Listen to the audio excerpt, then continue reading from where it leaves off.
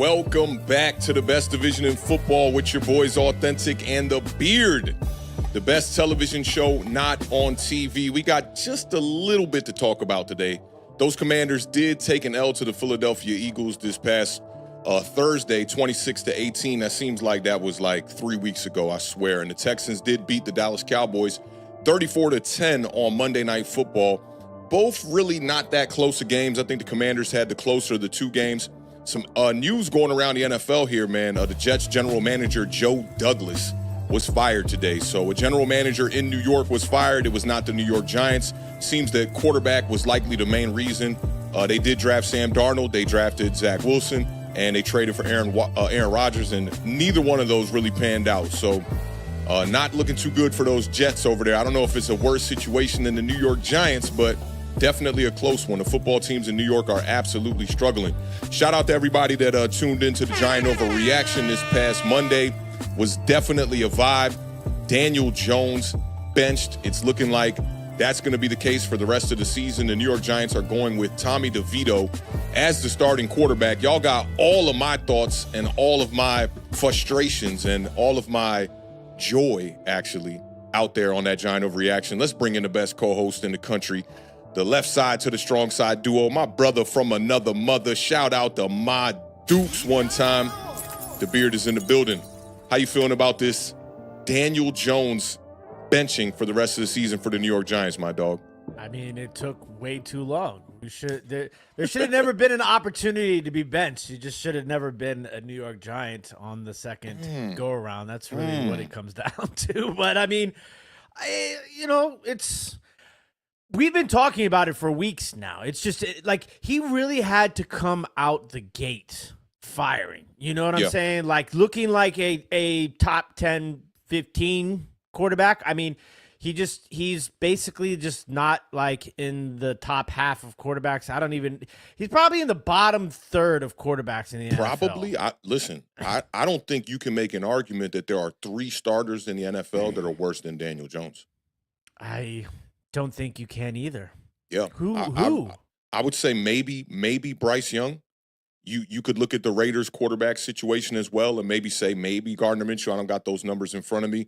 You could say Colts, maybe, but I'm taking Anthony Richardson right now over Daniel Jones simply off the fact that he hasn't played enough games. But do you think that they're tanking? Yeah, I mean, they have to be. It's a weird situation, right? Because so it reminds me kind of like Washington last year, right? Where it's almost like you're tanking, but who's tanking? Like, that's the thing. It's like, I don't care what anybody says. I really think that Dable and Shane are half 1 foot out the door, if you ask me. Because, usually, like, in a situation like this, you have something to hold on to for the future, right? They're the ones that put them in this situation to begin with, to a certain extent, right? Because that we know of. I mean, that we know John Mara exactly. Could be.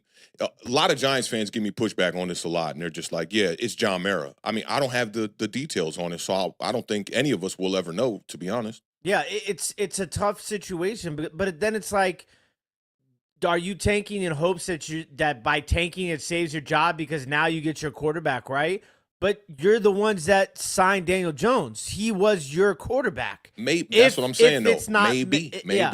Imagine if there were conversations in the front office where Brian Dable was a guy that was like, I don't think we can win with this quarterback. And Joe Shane said, well, we think we can win with this quarterback. I think we just don't have those details, which makes it interesting. That's why I asked you right off the gate, do you think it's tanking?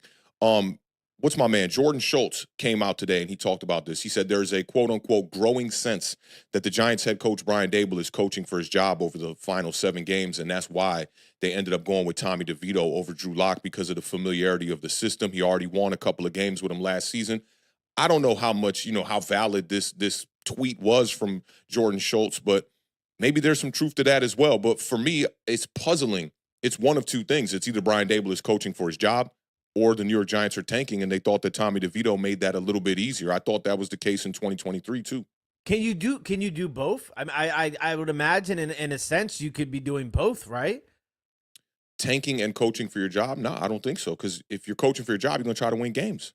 You won't be tanking unless it's a front office philosophy and Brian Dable's not in on it. Yeah, that's the thing is that there's so many variables that we don't necessarily know the concrete evidence truth of what's actually happening. But I would imagine I mean it's weird because okay, I guess in a sense that the Dable hypothetical would make a little bit of sense because they paid Drew Lock $5 million. Yeah. For That's what? the most puzzling part about it is they paid him to come in here and be the backup. John Schneider, the general manager for the Seattle Seahawks, even said that they pitched it as a Baker Mayfield-like situation where he could ultimately earn the starting job when we signed him in free agency. So either he was just flat out lying, or the way that the season has kind of snowballed into this 2-8 record, the Giants are looking at it as, you know what, forget all that. We're not trying to win games. We're going to bring in Tommy DeVito, who, to me, I don't think there's a drastic difference between Tommy DeVito and Drew Lock, but there's a reason why Drew Lock was paid the $5 million. And if that was the case, why not just roll with Tommy DeVito as one of the cheaper backups, maybe the cheapest backup in the NFL if you rolled with Tommy DeVito, the undrafted free agent? I mean, there's a possibility, strong possibility here that the Giants don't win another game. Yeah. Oh, yeah. With any of these three at quarterback. I mean, that part, yeah. So it's, I would say yes, that they're tanking. And I think that when I say they're tanking, I think that they're moving on to next year. Whether or not it's going to be Dable, Shane, just Dable, neither one of them. One way or another, they're moved on to next season. They're looking at it as a football decision / business decision because football is business, no matter how we like to separate the two. The football is business, and so Daniel Jones is done. He's never going to play again for the Giants. That's obvious at this point. You have to start to figure out a way to rebuild the franchise and climb yourselves out of the hole that you've put yourself in with all the moves that have happened. I mean, I don't see a way that Joe Shane comes back. Like the amount of mistakes are starting to pile up, and they're become magnified with every game that goes by. Not just at the game that the Giants play, but the games that the Eagles play, the games that the Packers play. When you're seeing these guys that they decided not to retain, whether their decision or the player's decision, either or, they pitched it as if it was their decision. So once again, they've pinned themselves in a corner here on so many different levels that I don't foresee a way for Joe Shane to get out. And then it's like, okay, so say we tank, and the next question everybody's been asking, say we tank and we get one of these top picks. Are the Giants really ready to put that power into Joe Shane's hands? Obviously, yes. Why wouldn't they just fire him now if they didn't think that was the case? Why would you even allow this regime to finish out the tank and get their quarterback next year if you didn't have faith in them? I think that this is likely going to be the situation that Joe Shane will be back as the Giants general manager. I think that's more than likely, actually, unless the Giants spiral into, losing the rest of these games. Let's say they finish 2 wins or something like that. Then yeah, that makes sense. But I don't think this is a situation where it's looking like Joe Shane will be fired in the offseason. I just don't see them giving them the keys to do this whole tank job if that was the case. For me, I look at this as this is how to kind of salvage a bad situation, a bad mistake that they made. But I bet you that in the front office, the New York Giants aren't looking at it the same way you are, where they're going, oh, look at all these mistakes piling up and that have been magnified. The Saquon Barkley thing looks a little bit crazy, but it's one that I'm willing to give Joe Shane the pass on, because a rebuilding team does not need to be paying a running back, right? I understand it. It still looks crazy because Saquon is going absolutely ballistic every week, and same thing with Xavier McKinney, a guy that wasn't even thought about when they were talking about these negotiations on Hard Knocks and stuff like that. But I think this season has just gone so south that they weren't prepared for this. I think that they were prepared for maybe a 6-win team, but they weren't prepared to be a 2-8 team again. So, I mean, there has to be more changes made moving forward after the tank, right? Like, we're assuming that they're tanking. Do they think that they're just a quarterback away, or because I think it's part of it. Do we have to finally get a real offensive coordinator in there? Because Mike Kafka's the offensive coordinator, but Dable's calling the plays. Like, the offense stinks. I mean, I know the quarterback stinks, but the offense stinks as a whole too.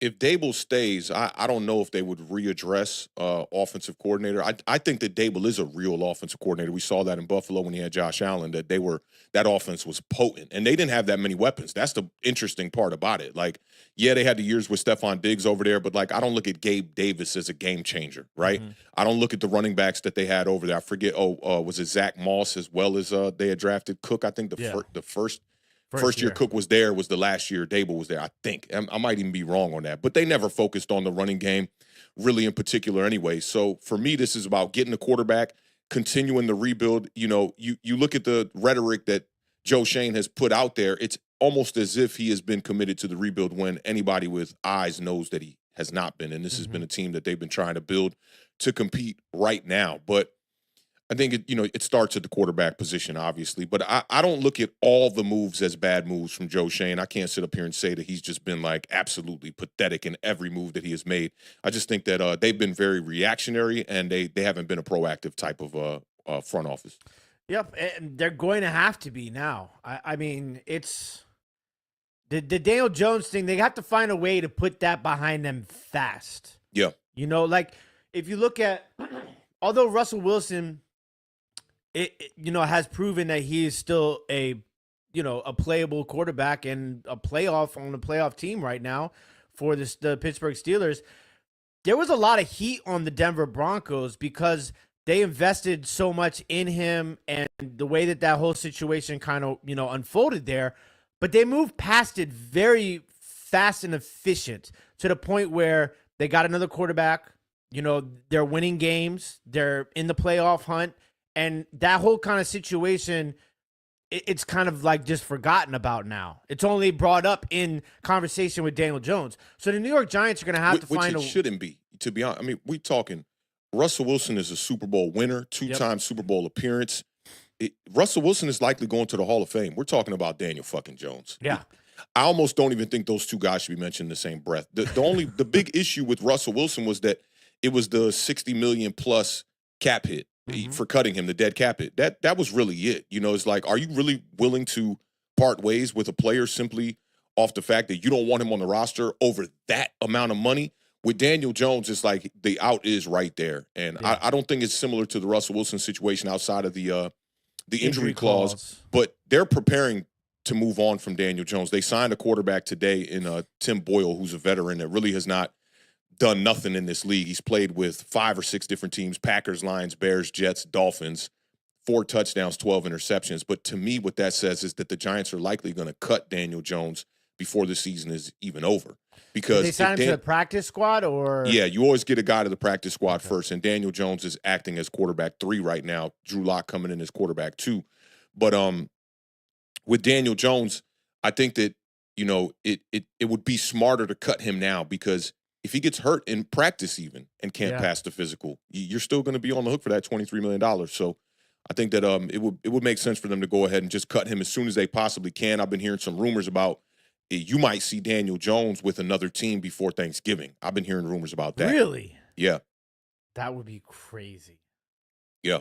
And the Dallas Cowboys might have been a viable option, but with the way that their season is going now, where they're virtually eliminated from the playoffs, I don't see Jerry Jones spending even vet minimum to bring in a guy like Daniel Jones to just to win a couple of games and salvage your record, maybe win a couple of games and salvage your record.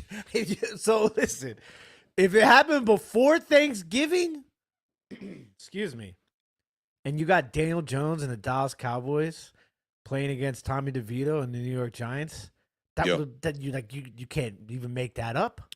We'd be rooting for Daniel Jones. That's the crazy part about it. That's the crazy part. That's really the crazy part about it. Like, you'd want to see him go out there and win some games. Because the Giants right now, we absolutely have to go out there and get our quarterback here in this next draft. And if they just imagine they fall into the 6th, 7th pick or something, I think they're 4th pick today. They fall into the 6th or 7th pick, and they're in that same situation that they were in last year, except this quarterback batch is a little bit worse, maybe a lot a bit worse than the 2024 class. I think that's going to make things really, really interesting. I mean, right now, the teams that are ahead of you guys that would be drafting a quarterback would be Raiders.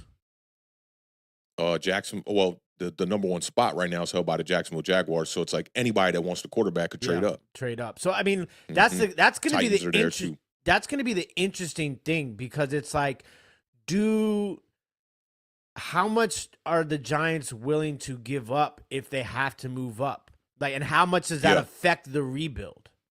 Yeah, and I think that's going to be definitely a question for front office, that are they willing to part ways with any of the cornerstone pieces, any of the players that might be like on the up and up that they would consider valuable assets, like a Wan'Dale Robinson, a Kayvon Thibodeau? Are those guys maybe expendable for trade? Is a guy like Dexter Lawrence expendable as well? I don't know. We talked about it a little bit today in the spaces, and with Dexter Lawrence being a guy that the contract has just really kicked in to be able to trade him, but also the team that trades for him have control of him for that many years, with the New York Giants paying most of the guaranteed money, would make things really interesting. I was talking to the homie Juice about it, and was comparing it to the Khalil Mack trade, and he said the big difference in the Khalil Mack trade is that when they traded Khalil Mack, his contract was expiring, and they still got 2 firsts for him. Yeah. So you looking at Dexter Lawrence, it might even be 2 firsts and some more. Not even just some additional picks on day 2, day 3. We talking about maybe a few second round picks. So it's going to make things interesting to see the way that the New York Giants operate from here on out. But, going into the next season, I think it's important that they bring in some guys like that are football minded, that can help out. I don't think just because Brian Daboll's the head coach and because Joe Shane is the general manager doesn't mean that you can't bring in people to help consult the direction of where this team goes. Yeah, I mean, if you look back on what Washington did, they were bringing in people as like consultants, and like a lot of them, and there was a lot of talk about that before we had even got Adam Peters. And it just kind of goes to show you that the more like-minded minds and football guys you have in the room, more times than others, it's going to equate to better decision making, as long as you don't have people butting heads and stuff like that, But it's a tough task moving forward. I think they've obviously finally made the right decision with the Daniel Jones benching and basically his career being over as a New York Giant. But now it's like you're climbing out of a hole. That's the big problem, and there's a lot that's probably going to hopefully happen if you're a New York Giants fan, because there's a lot of things that need to happen in order to get the franchise back in the right direction. Yeah, absolutely. And I one thing I will say is I don't think that this record is a reflection of the roster necessarily. It's a bad roster, I will say that, but I didn't expect this to be a 2-win team by the time we were going to be entering week 12. It's kind of crazy. I mean, I had the Giants, 8-9, I think was my prediction for the Giants. I think that might have been your I thought you had us in 4th place, so I think you had the Cowboys at just a game under. Yeah, 8-9, and then I had you guys at 7-10. At 7, yeah. Yep.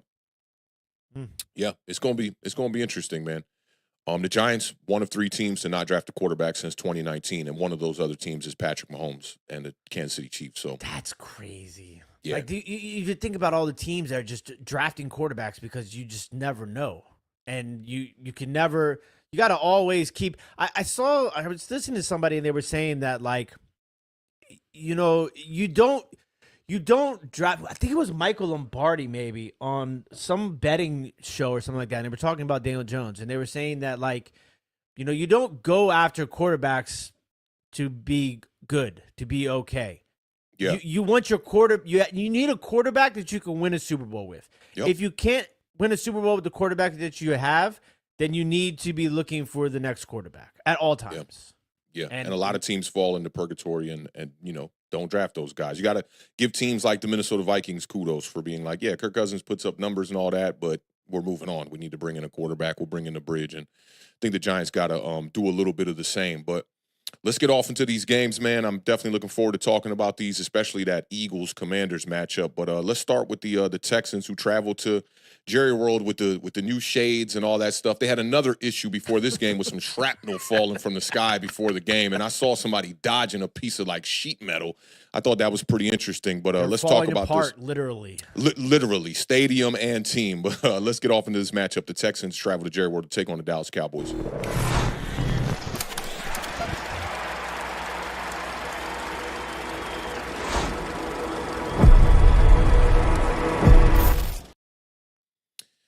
Cowboys are cooked, man. They've been cooked now for a couple of weeks, bro. They've been cooked, man. It's tough, man. And I think that Dak Prescott got hurt at the most inopportune time for the Dallas Cowboys. You know, if you still had your quarterback here, you might be able to still be somewhat in the mix. But Cowboys fell to 3-7. The Texans improved to 7-4.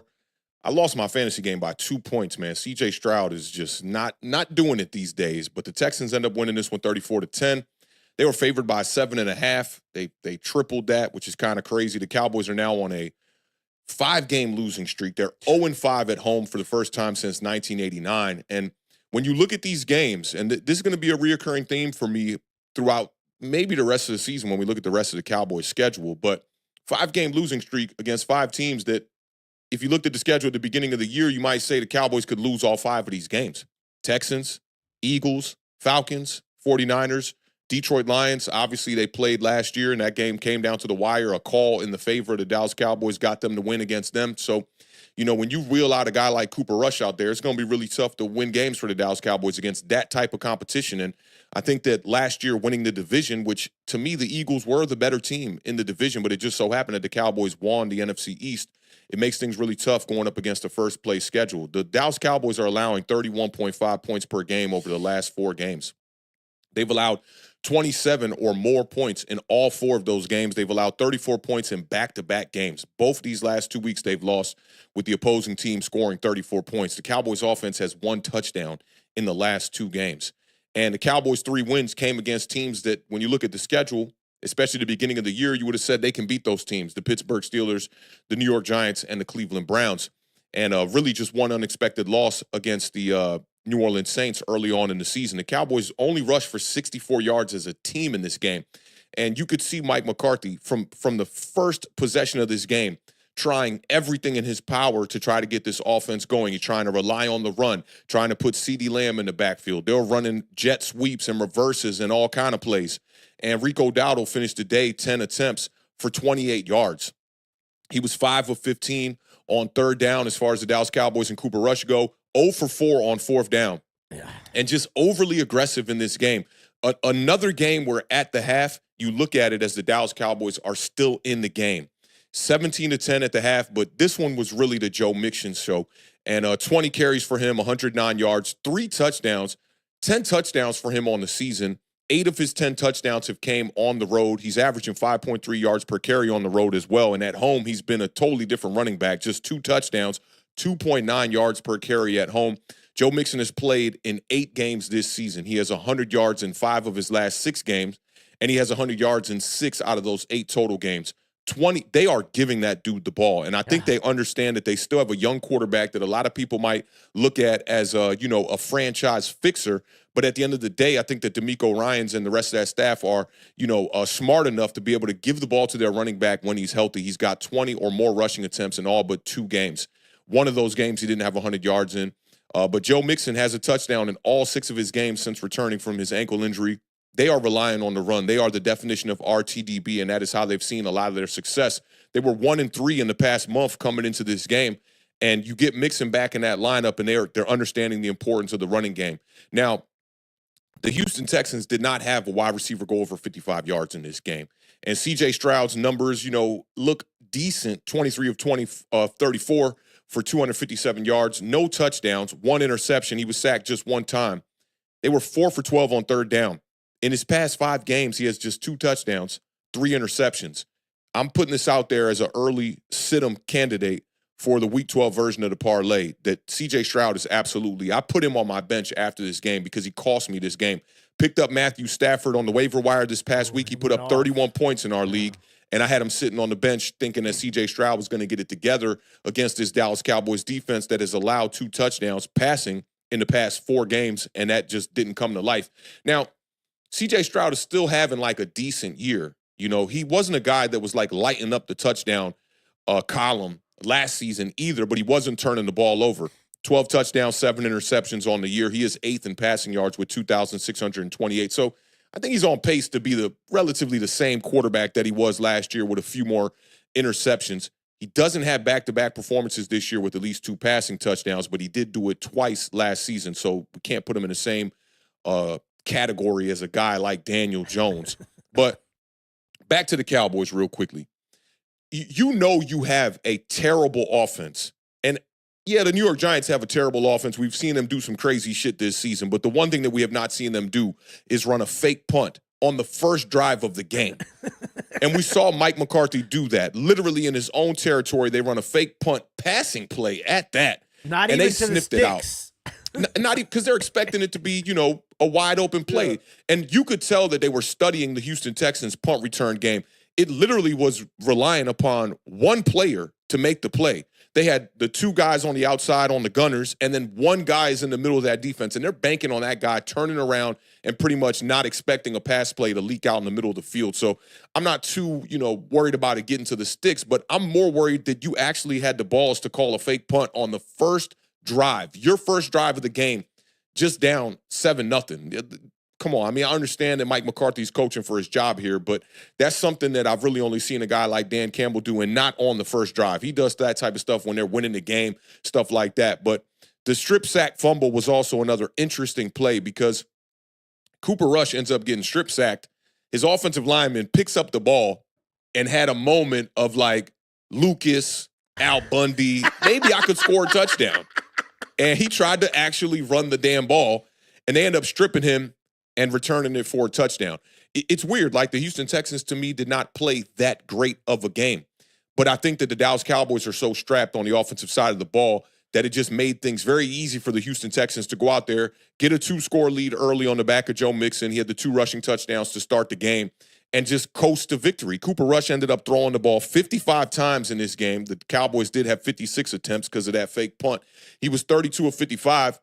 He threw for 300 yards. Something, Crazy. Daniel Jones struggles to do with the New York Giants, but he threw for 354, 1 touchdown, 1 interception. He was sacked 5 times on the day.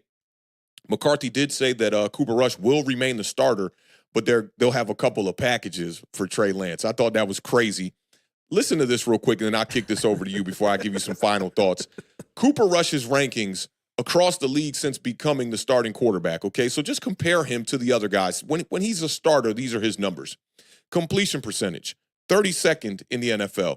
Yards per attempt, 30th in the NFL. Passer rating, 32nd in the NFL. Success rate, which is a statistic that I really don't even give a shit about, to be honest. Okay, I like to use my eyes. But he's 33rd in success rate. EPA, another one of those geeky-ass stats that I don't give a fuck about, right? He's 33rd in the NFL. So, to me, this just screams, why the fuck are you a backup quarterback in the league in the first place? I'm sure that there's somebody off the streets that deserves a better opportunity than you. Maybe it's Daniel Jones here. In a couple of weeks, we'll see. But I think that, I said this last week, man, this is a great opportunity to see what you have in Trey Lance. Just throw him out there to the Wolves and see how he performs. I totally agree with you. And I mean, it's like this mirage of the Cooper Rush that went 5-1. Like, yep. It was 4-1, by the way. It was 4-1, by the way. Mm-hmm. It was just, that was a completely different team, too. Absolutely. Defensively, especially. Yeah. Listen, Mike McCarthy's done in Dallas. Ain't no way he's not done. That's it. It's tough to play now moving forward. Even in this game, like, there was a brief moment in this game where I was just like, the way the game started was just sloppy all across the board, both teams. I was just like, the Texans are about ready to blow this, and it's going to be bad. And I can't have that going into this week against my Commanders. You know what I'm saying? So, like, I'm looking at the Houston Texans. Like, I need y'all to put the Mortal Kombat, fatality. I mean, y'all, the Dallas Cowboys them. ain't no threat to y'all, man. Listen. I needed the fatality move, and eventually it came. But the Cowboys are awful. Do you understand, right? That you guys would have to lose out, and they would have to win out.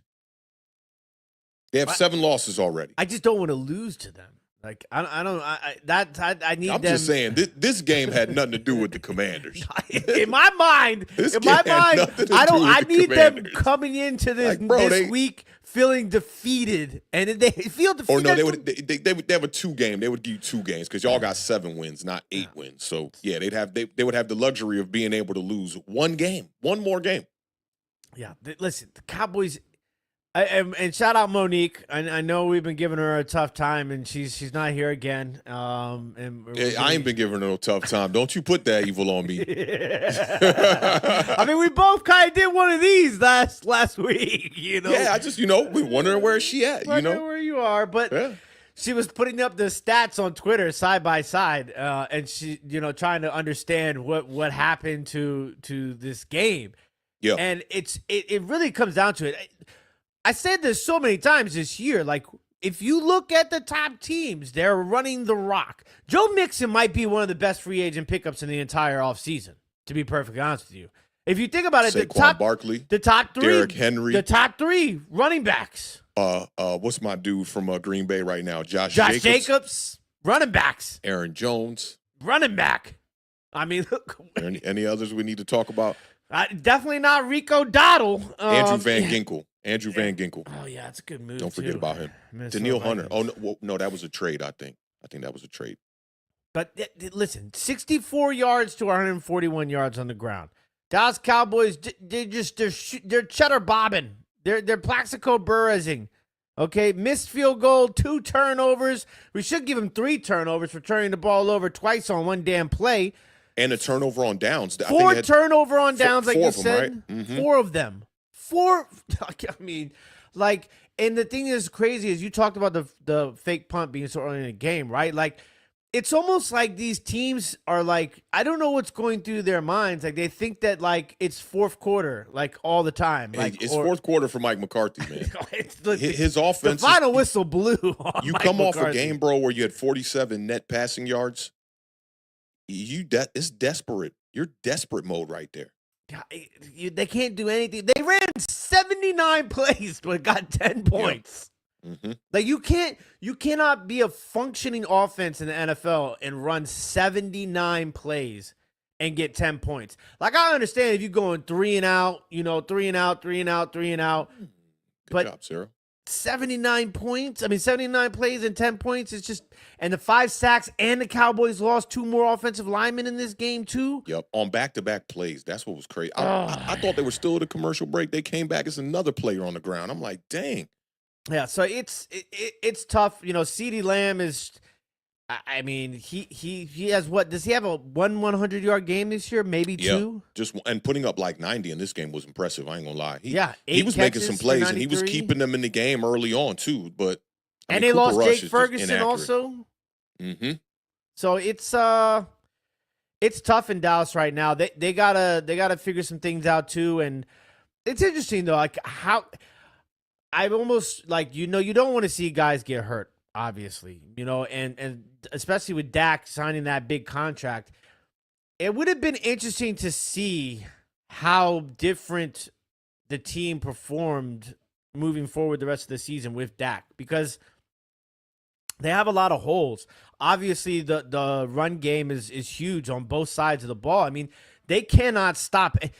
Outside of the Atlanta Falcons, the Dallas Cowboys have looked like one of the worst defenses in the NFL this year.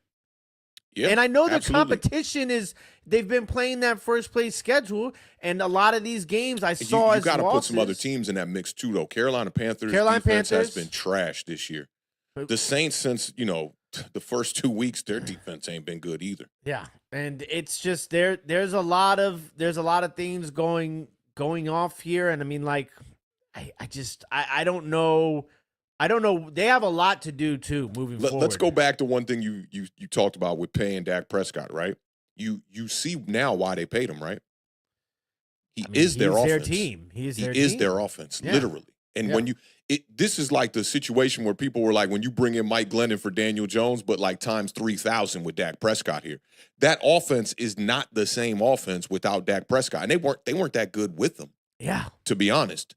But at least they were a functioning offense with no running game, no playmakers. They lacking Jake Ferguson in a bunch of games already. Literally, Dak and CeeDee Lamb. That's it. And you can't win games like that. It goes to show you that it don't matter who the prospect or the player is. This is what I've been trying to tell Giants fans. Like, okay, we need to get a quarterback, but you cannot expect that this quarterback's going to come in and solve every problem on this offense with one playmaker in Malik Neighbors and like a book in in spades, a possible 2 with Tyrone Tracy. You can't expect that. You need guys, and if you don't have those playmakers, then you need those role players to be able to come in and supplement for the lack of playmakers that you have. I think y'all are dealing with that issue right now, Absolutely. actually. Absolutely.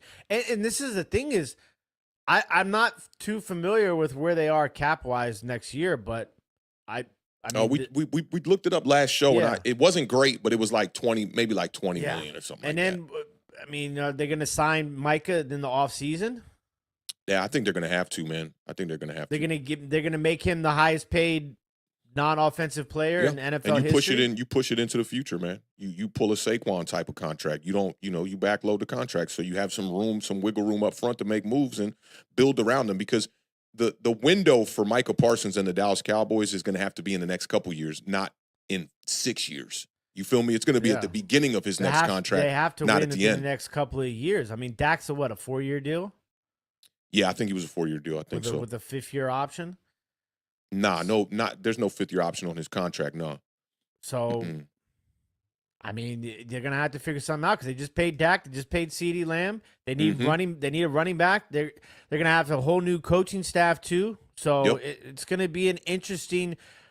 I mean, here we are. The Dallas Cowboys are 3-7 now, and Cooper Rush is playing quarterback, and they're running the ball for.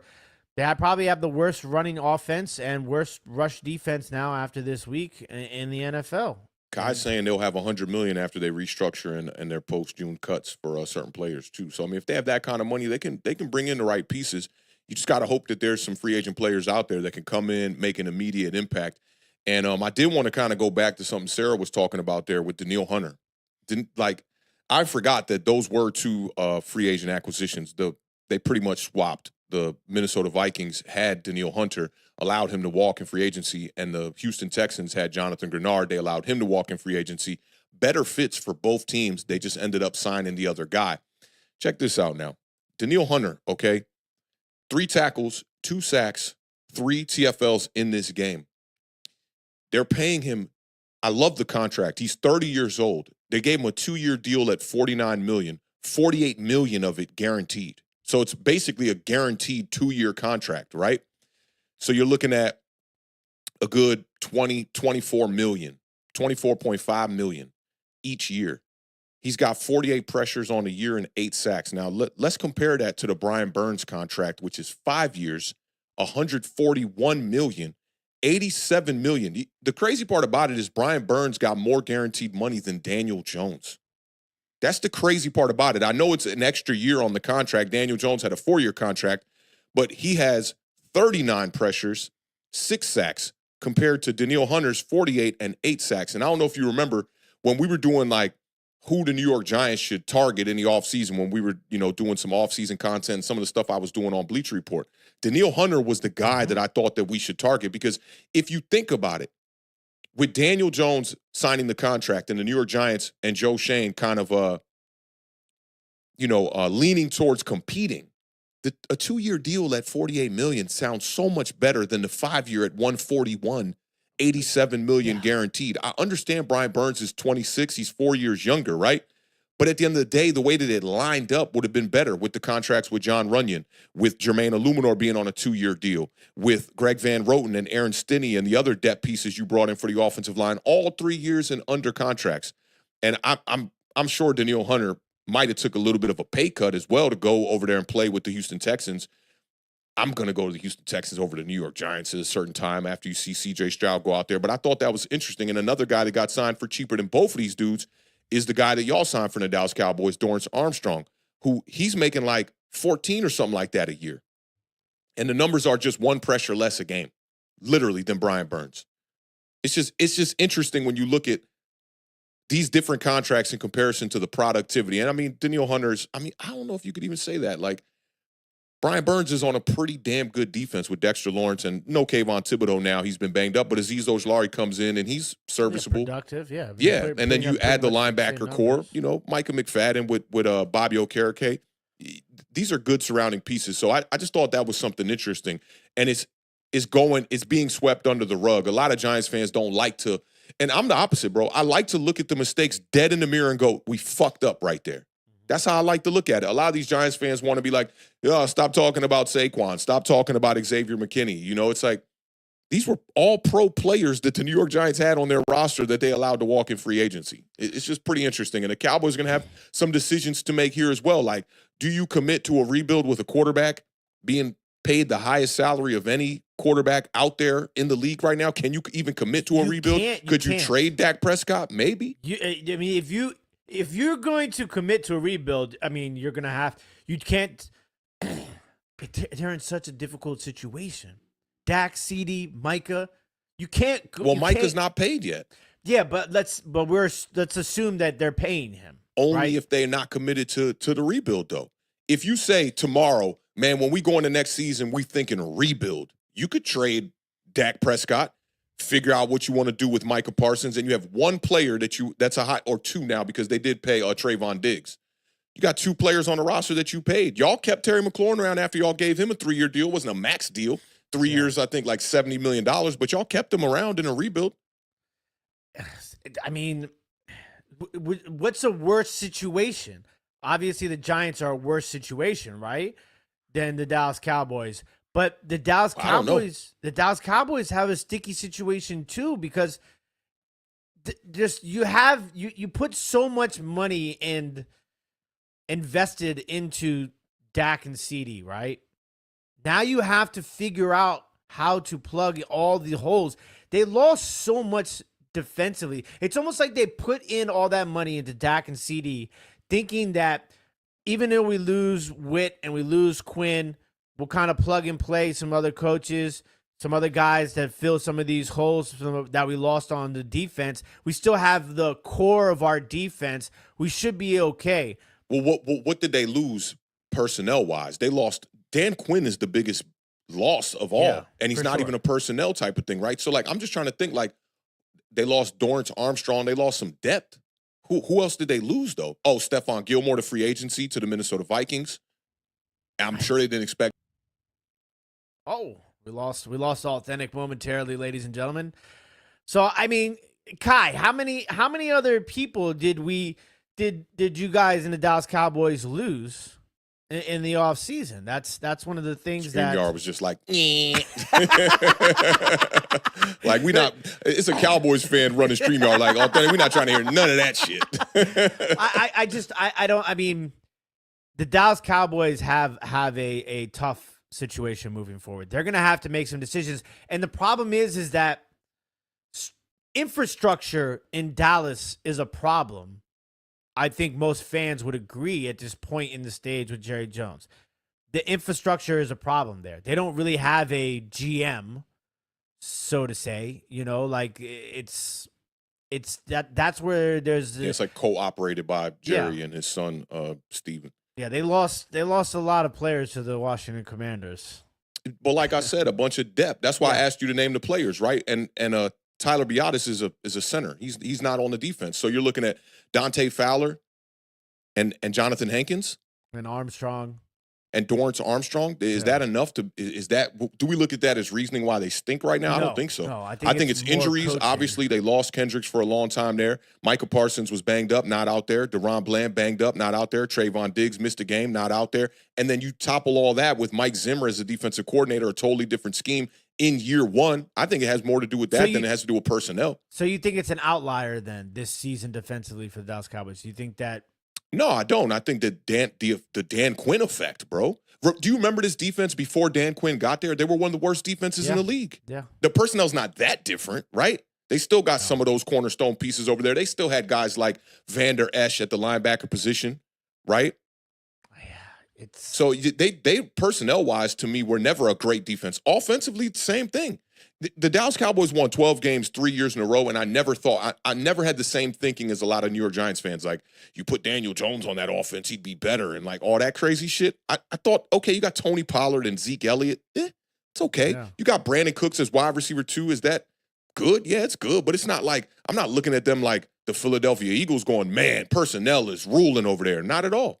So offensive line always good.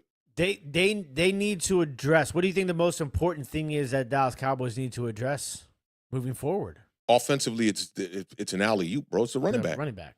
Yeah. Defensively, I think it's scheme. You got to add some pieces to that defense. But when you got guys like Michael, what's his name was hurt for most of this year too. Homie that plays opposite side of Michael Parsons, OG. What's my man? Lawrence. DeMarcus Lawrence. Yeah.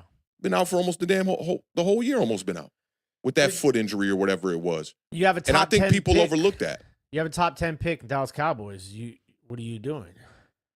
Depends on the commitment, but I would probably go defense. But it depends on the commitment of what are we doing with the team. You got Dak Prescott on this deal. The first year is done. I don't know when the out is on the contract. Maybe it doesn't even have one. But you need to beef up that defensive line a little bit more because these guys are getting older. Kai brought up Mozzie. Yeah, Mozzie Smith is not playing well. So that's a wasted pick right there. DeMarcus Lawrence is getting up there in age. You need help there. Secondary, they could use some help. I think you could use – I mean, they did spend a pick on Kalen Carson this past draft at cornerback coming out of Wake Forest, though, too. So maybe you go cornerback again. You can't have enough cornerbacks, if you ask me, and pass rushers as well. But offensively has been the biggest issue with this team. If you look at the last 2 weeks with Cooper Rush at quarterback, they're in these games at the half. But then when you can't sustain drives and the team that you're going up against continues to just keep running the ball down your throat, eventually it's going to open up.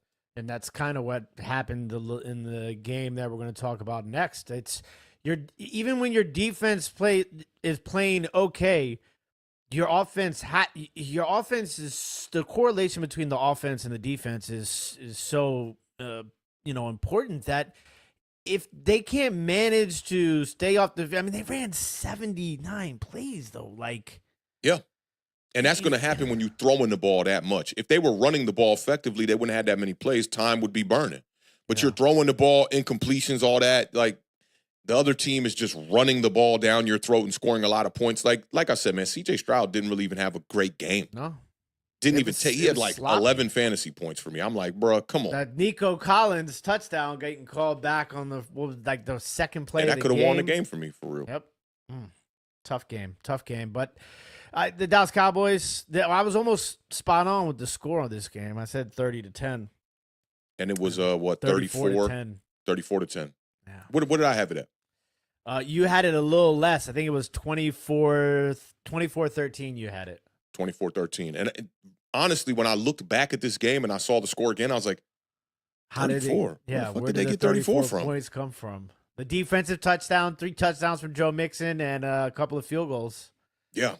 Yeah, they really not even playing a good game, dog walk the Dallas Cowboys. And that goes to show you the caliber team they are right now and in the position that they're in. And I feel bad for a lot of the defensive pieces, man. Like, there's nothing they can do to keep that team in games with the way that offense works. With no running game, I think that they're the only team in the NFL that has no running game. Like, I'm gonna look up some data here when we get off. They gotta be, because they've not had a 100-yard rusher all year. I wonder how many teams don't have a 100-yard rusher all year. I love Chase Brown. The Las Vegas Raiders. There's no way they have a 100-yard rusher in any season. Yeah, with Zamir White and Madison and Alexander Madison. Yup. I listen. I love Chase Brown as much as the next guy, but how much do you think that Joe Mixon not being on the Bengals hurts that offense? I don't think it hurts them that much. Like, you look at the way the Houston Texans operate, they needed that more than the Bengals did. Joe Mixon got a ton of carries last year and was not that productive. Yeah, he was not effective last year. 2 years ago, he was really good. Last year was a down year for him. And let me think about this now. So with the Joe Burrow injuries, 2 years ago would have been 2022. Joe Burrow was hurt that year. That was the end. No, he was – because they went to the Super Bowl in 2021, right? Yeah, that was his second year that they went to the Super Bowl. Did they play the Rams? Did the Bengals play the Rams in the Super Bowl? Yeah. Yep. So that's 2021. I think in 2022 was when he had came into the year with the calf injury or something like that. And then that was last year. He came in with the calf injury, I think. I thought he had the wrist injury last year. That was trickled into this year. The back end of the year was the wrist injury. He came into the year with the calf injury, and then so 2022 is a healthy Joe Burrow then. Yeah, because interesting. Was that because remember he got the Chase Young hit, put him out. He's been hurt 2 years. He had bad injuries. Damn, camera just lost me. He's been injured for more years than he hasn't been injured. And he's playing crazy football right now. Yeah, and they stink. I want to look this up because if Joe Mixon had success in 2022, he balled out in 2022, had to play every game. 2023, he didn't play a lot of games. He only had 2,300 yards in 2023, 15 touchdowns, 6 picks, but he had 35 touchdowns in 2022. And so that offense was clicking with Mixon over there. 40 touchdowns this year. Yeah, he's at 27 right now with seven games remaining. Yeah. So I definitely see him getting to 40 touchdowns. Who's not getting to 40 touchdowns though? Cooper Rush. Yeah, he's been terrible. He's been awful. But Cowboys are cooked, man, and they might want to start tanking. Get that top draft. Well, that was a big conversation on Twitter I saw over the last couple of days between the beginning of this week and now after the Monday night game. There's been a lot of talk about that. And I mean, I think you got to play Trey Lance. You got to play Trey Lance. Yeah. Right? Like Cooper Rush is Tim Boyle basically at this point now, right? I think they were riding that with exactly what you were talking about, the 4-1 record and being like, okay, we have a serviceable backup. Let's see if he can win some games. It's now been what? Two games, and games and 3 with the appearance when Dak got hurt. Oh, the fourth quarter. Yeah, he has stunk it up in every game. So if I'm the Dallas Cowboys, I tank. I see Sarah saying not to tank, but like I would tank, right? And go get me a Travis Hunter. If I'm in position to draft Travis Hunter, pair him with CeeDee Lamb and Dak Prescott. There's all types of scenarios. They would love to see Coach Prime roll in back into Dallas and bring some guys with him. So yeah, but that ain't gonna happen unless it's Shedeur, which ain't gonna happen. They're not gonna draft Shedeur if they have a top pick. With Dak Prescott on contract for 3 more years as the highest paid quarterback, you know how foolish that would be? Who do you think? We did talk about possibility of trading Dak Prescott. No, that'd be the only way if you trade him.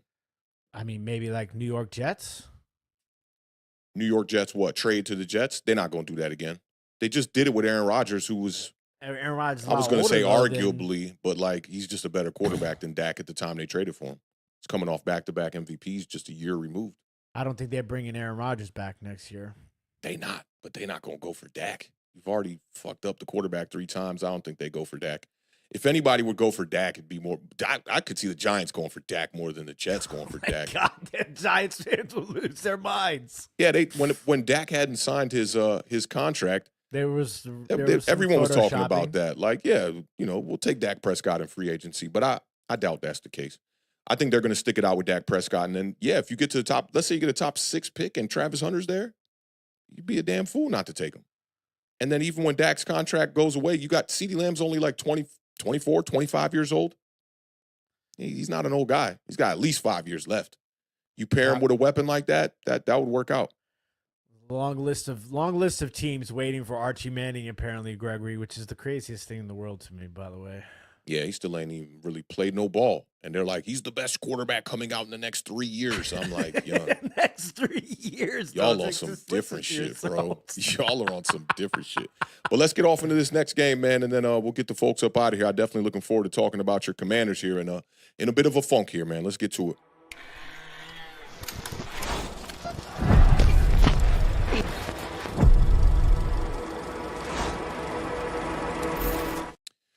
All right, Washington Commanders fall to the Philadelphia Eagles 26-18.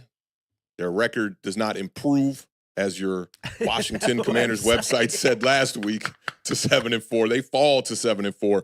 Philadelphia Eagles improved to 8-2. The Eagles were favored by 3.5 in this game. The over/under, we didn't really get there on that one. 48.5. That was kind of high. This was the Commanders' second game without scoring over 20 points the entire season. And this has been the reoccurring theme here on this 2-game losing streak for the Washington Commanders. The Eagles are now 10-5 versus Washington in primetime games, and the Eagles are now on a 6-game winning streak. Not against the greatest competition. The Commanders, Cowboys, Jaguars, Bengals, Giants, and the Browns.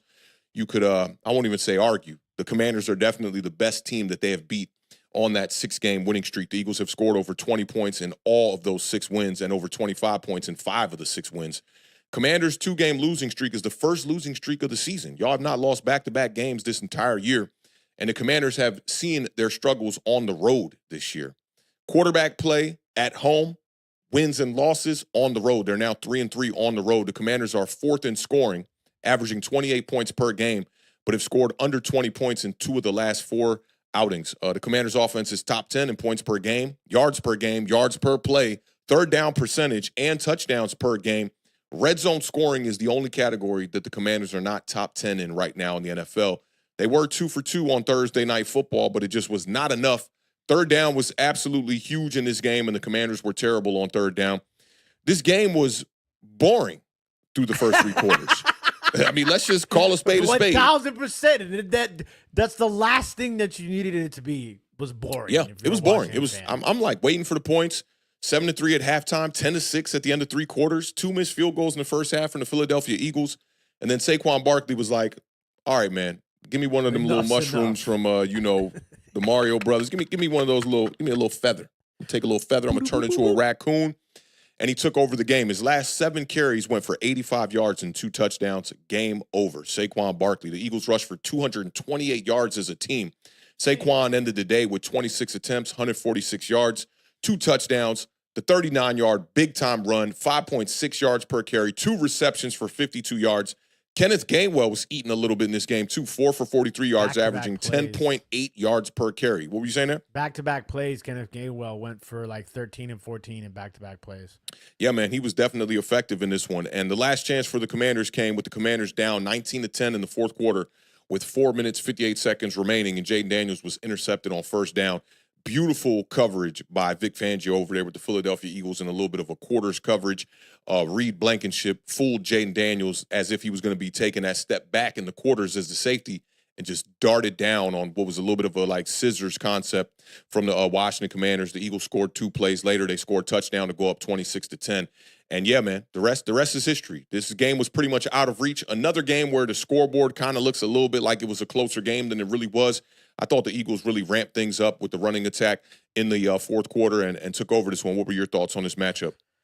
There's a lot of puzzling pieces in this game to me. Obviously the talk in Washington is Jaden Daniels is hurt. I don't necessarily believe that he's hurt.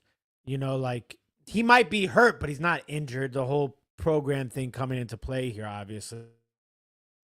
But I think that it's more so about the reps that he's missed out on with the injury. I think that that's kind of, and Dan Quinn alluded to that today in his press conference. He reiterated the fact, he said, and a lot of people are using the words here, he said, Jaden Daniels is not hurt right now, is what he said. So, we'll leave it as what it is. But Jaden Daniels was off in this game. He didn't look comfortable at all. He was backpedaling throughout most of the game.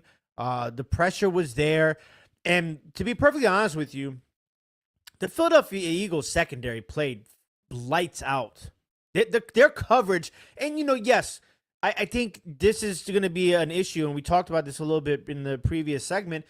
Washington not having enough in the wide receiver position to battle a really, really good secondary. Because, there's nobody was open, and that has a lot to do, obviously, with Philadelphia. I don't want to discredit Philadelphia here at all, but the combination of a really good secondary and average wide receiver play, it came back to bite us. It was evident in this matchup, and I think that first half defensively, the Commanders played pretty well. Yes, there were some missed field goals, but still the defense played well. And I said this on the preview show. I said, Washington has to go up 2 possessions, right? Because time and time again, Philadelphia punts, Philadelphia misses field goal. Washington is just botching those opportunities. You have to score points on those opportunities when you're a team like Washington, especially when you're playing a team like Philadelphia who can score like that in 14 points in a matter of 2-3 minutes. You know what I'm saying? And as the game was going on, and that's why I said the boring game was the last thing I wanted, because a boring game is a game that Washington's going to lose 9 out of 10 times right now because they don't have the consistency in the defense. They don't have the consistency in the offense right now. Interesting statement, though, because the boring games, y'all been winning. Y'all beat the Giants in a boring-ass game where y'all could not score a singular touchdown. Y'all beat the Chicago Bears in a boring-ass game where it came down to a Hail Mary at the end of the game. Both Your of those offense teams, just ain't though, clicking against those good teams. Both of those teams are bad teams. You might be able to do that against bad teams. You can't do that against good teams like the Philadelphia Eagles. You know, that's a big thing. And I think there was a turning point in this game. You're down 12-10, fourth down. The third down play was probably the least innovative run play that Cliff Kingsbury has called all year. And the defensive line for the Eagles were eating all game. Brandon Coleman was getting destroyed at left tackle throughout 90% of this game. And then it's fourth down. I am screaming. I'm sure you know this. I am screaming from the top of my lungs. Do not go for it because I knew deep down in my soul this team has been so good on fourth down. But sometimes you got to be able to feel the way the game is going. And it felt like a game that, bro, you have got to kick the field goal, take the points, 13-12, you take the lead. The defense has been playing well. You do not want to give this Philadelphia Eagles offense an opportunity to get the momentum going, and they did exactly that. They go for it on fourth down. They fail. As soon as that happens, Philadelphia gets the ball back, big play, touchdown. Next play, interception, big play, touchdown, Saquon Barkley, game's over. Like that. From the second they failed that fourth down conversion, the game got completely out of control. And you had an opportunity to control the game by kicking the field goal and making Philadelphia go down the field again, you know, like just like how your defense has been playing. And it turned around to bite Washington in the ass. And the third downs you talked about, horrible. 3 of 12 offensively. and defensively, 9 of 16. The rushing game wasn't working throughout most of the game. There's bits and pieces. That one drive when they scored early in the game, I was like, okay, here we go. The offense was looking good. And then the drive on the fourth down was Jaden Daniels' best drive of the game. He was throwing darts on that drive. And then you walk away with nothing from it. And I thought Zach Ertz had a great game, especially after, you know, everybody was kind of, you know, downplaying his role in this offense. Austin Eckler. Who was downplaying his role in the offense? Oh, my God. Washington Commanders fans were losing their mind after the loss of So we're not Pittsburgh. the only fan base that has idiots within it. No, I mean, Zach absolutely Ertz is not. They were like, why do you think Ben Sinnott ain't been playing that much? They wanted him to play. They're like, Zach Ertz is too old. He can't do all. He's dropping. We can't run to the sticks on the first down. He's dropping passes. Like, people were losing their minds. And I'm just like, you guys have no idea how important Zach Ertz is to this offense. You know, like it's not the numbers. People think this shit is backyard football. Zach Ertz was brought in for a reason because he's familiar with the Cliff Kingsbury system. And he's a chain mover. I mean, and you saw that on multiple occasions in this game. And it was tough. Austin Eckler was the leading receiver in this game. He had 8 catches for 89 yards. That's big. Screenplays was working. That's big. Yeah, he had the running game was not there. No, it wasn't. They were averaging 3.3 yards per carry in this game. And that's not how we ran the ball a good amount of times. I think we ran the ball 29 times. You know, I'm more of that 40, you know, give me some St. Ives 211 OE type of run game. You know what I'm saying? But I'm more the steel reserve if we're going that route. But there were some costly penalties in this game too. But I think one of the weirdest things for me, there are two things. And it's crazy because we talked about how Jaden Daniels is the most efficient, quarterback in the league. Last 2 minutes of the first half, last 2 minutes of the game. They didn't throw a Hail Mary at the end of the second half, and that was a little weird. They just the end of the second quarter. Or end of the first half, yeah, it was kind of weird. But the end of the game, they're down 2 possessions. I know it's 16, 2 possessions, 2 2-point conversions. But and they had 3 timeouts. The urgency was not there at all. Yeah. It was really weird. And like they kind of just were like methodically moving down the field to get to that 18 points. And that was super puzzling to me because you had about 4 or 5 minutes when you had that drive to start and you had 3 timeouts. Let me think. So it was they when Jaden Daniels threw the interception, I think it was 4:50 left in the game when he first threw the interception. And then the Eagles had their drive where they scored. So I think when y'all got the ball back, it was probably more like 3 minutes. I'm gonna check really fast because it was just puzzling to me because I felt like they had an opportunity to kind of take 4:38. You got the ball back with down 16. Yeah, when he made the field goal, it was 4:38. Yeah. So you have 4:38, 3 timeouts, and you're down 2 possessions, 2-point conversions. Yeah. And then y'all ended up going for the onside kick, right? Yeah, but there was only 20 seconds left in the game. Yeah. I mean, you needed it. So and y'all didn't score until 28 seconds left in the game. So it was just kind of weird to me the way that unfolded. And I don't know, it was very It's a 15-play drive with 4 minutes left. Uncharacteristic of the way that they've been approaching things offensively so far this year. So I thought that, that kind of just was a little weird to me. That's why I said that there was some moments in this game that were weird, and I can understand why some people thought that, Jaden Daniels is hurt. The miss to Noah Brown was very uncharacteristic of him.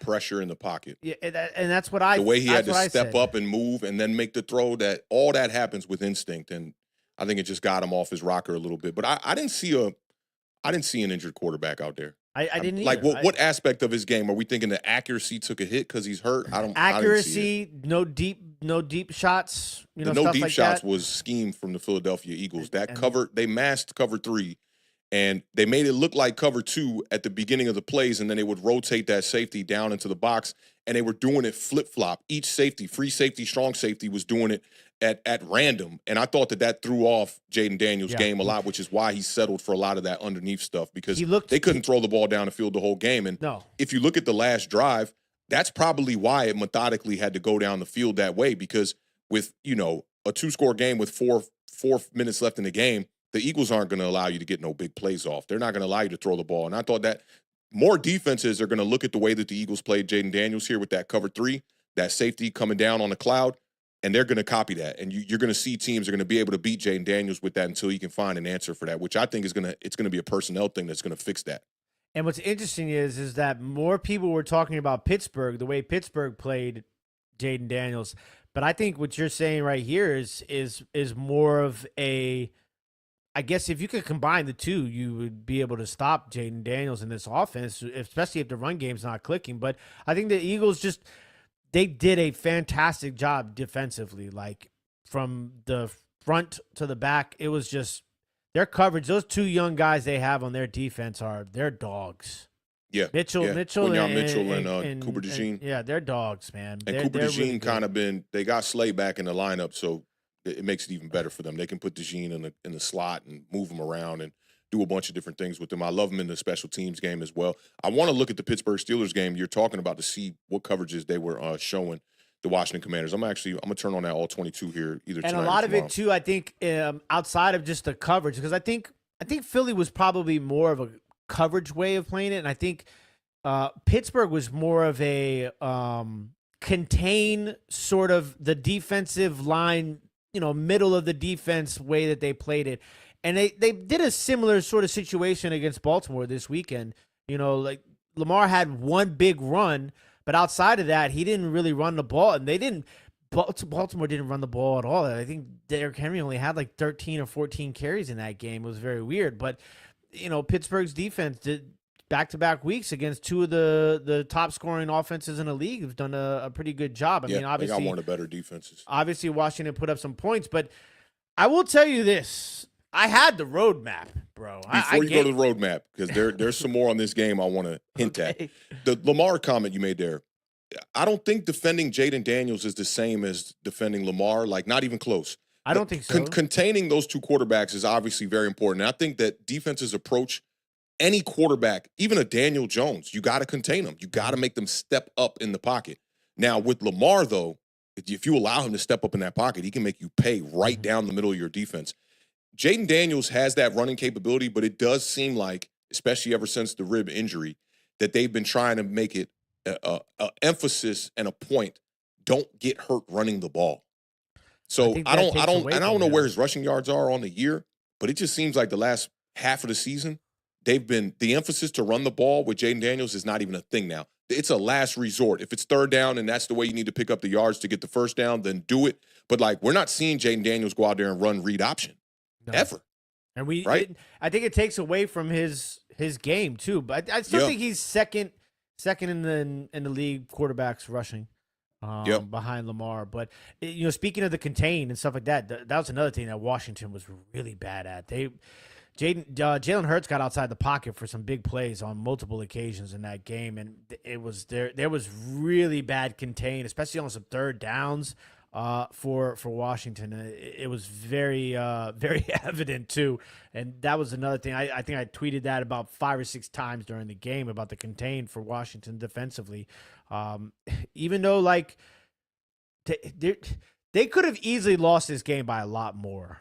If the Eagles were capitalizing on some of their possessions there, where they were missing field goals, and just their offense really couldn't get going until that fourth quarter, where they scored 21 points in the fourth quarter. But I'm going to take this time real quick, just fanboy out about Saquon Barkley just a little bit here, because Saquon is doing some serious damage in Philly right now. And it's not to say that he would do that same damage with the New York Giants. Situation does matter. We talked about that with Joe Mixon, but Saquon Barkley now has 1,137 rushing yards on the season. It's Barkley's 4th season over 1,000 yards. The second player in Eagles history to reach 1,000 yards through the first 10 games of the season. You know who the other guy was? LaShawn McCoy. LaShawn McCoy did it in 2011.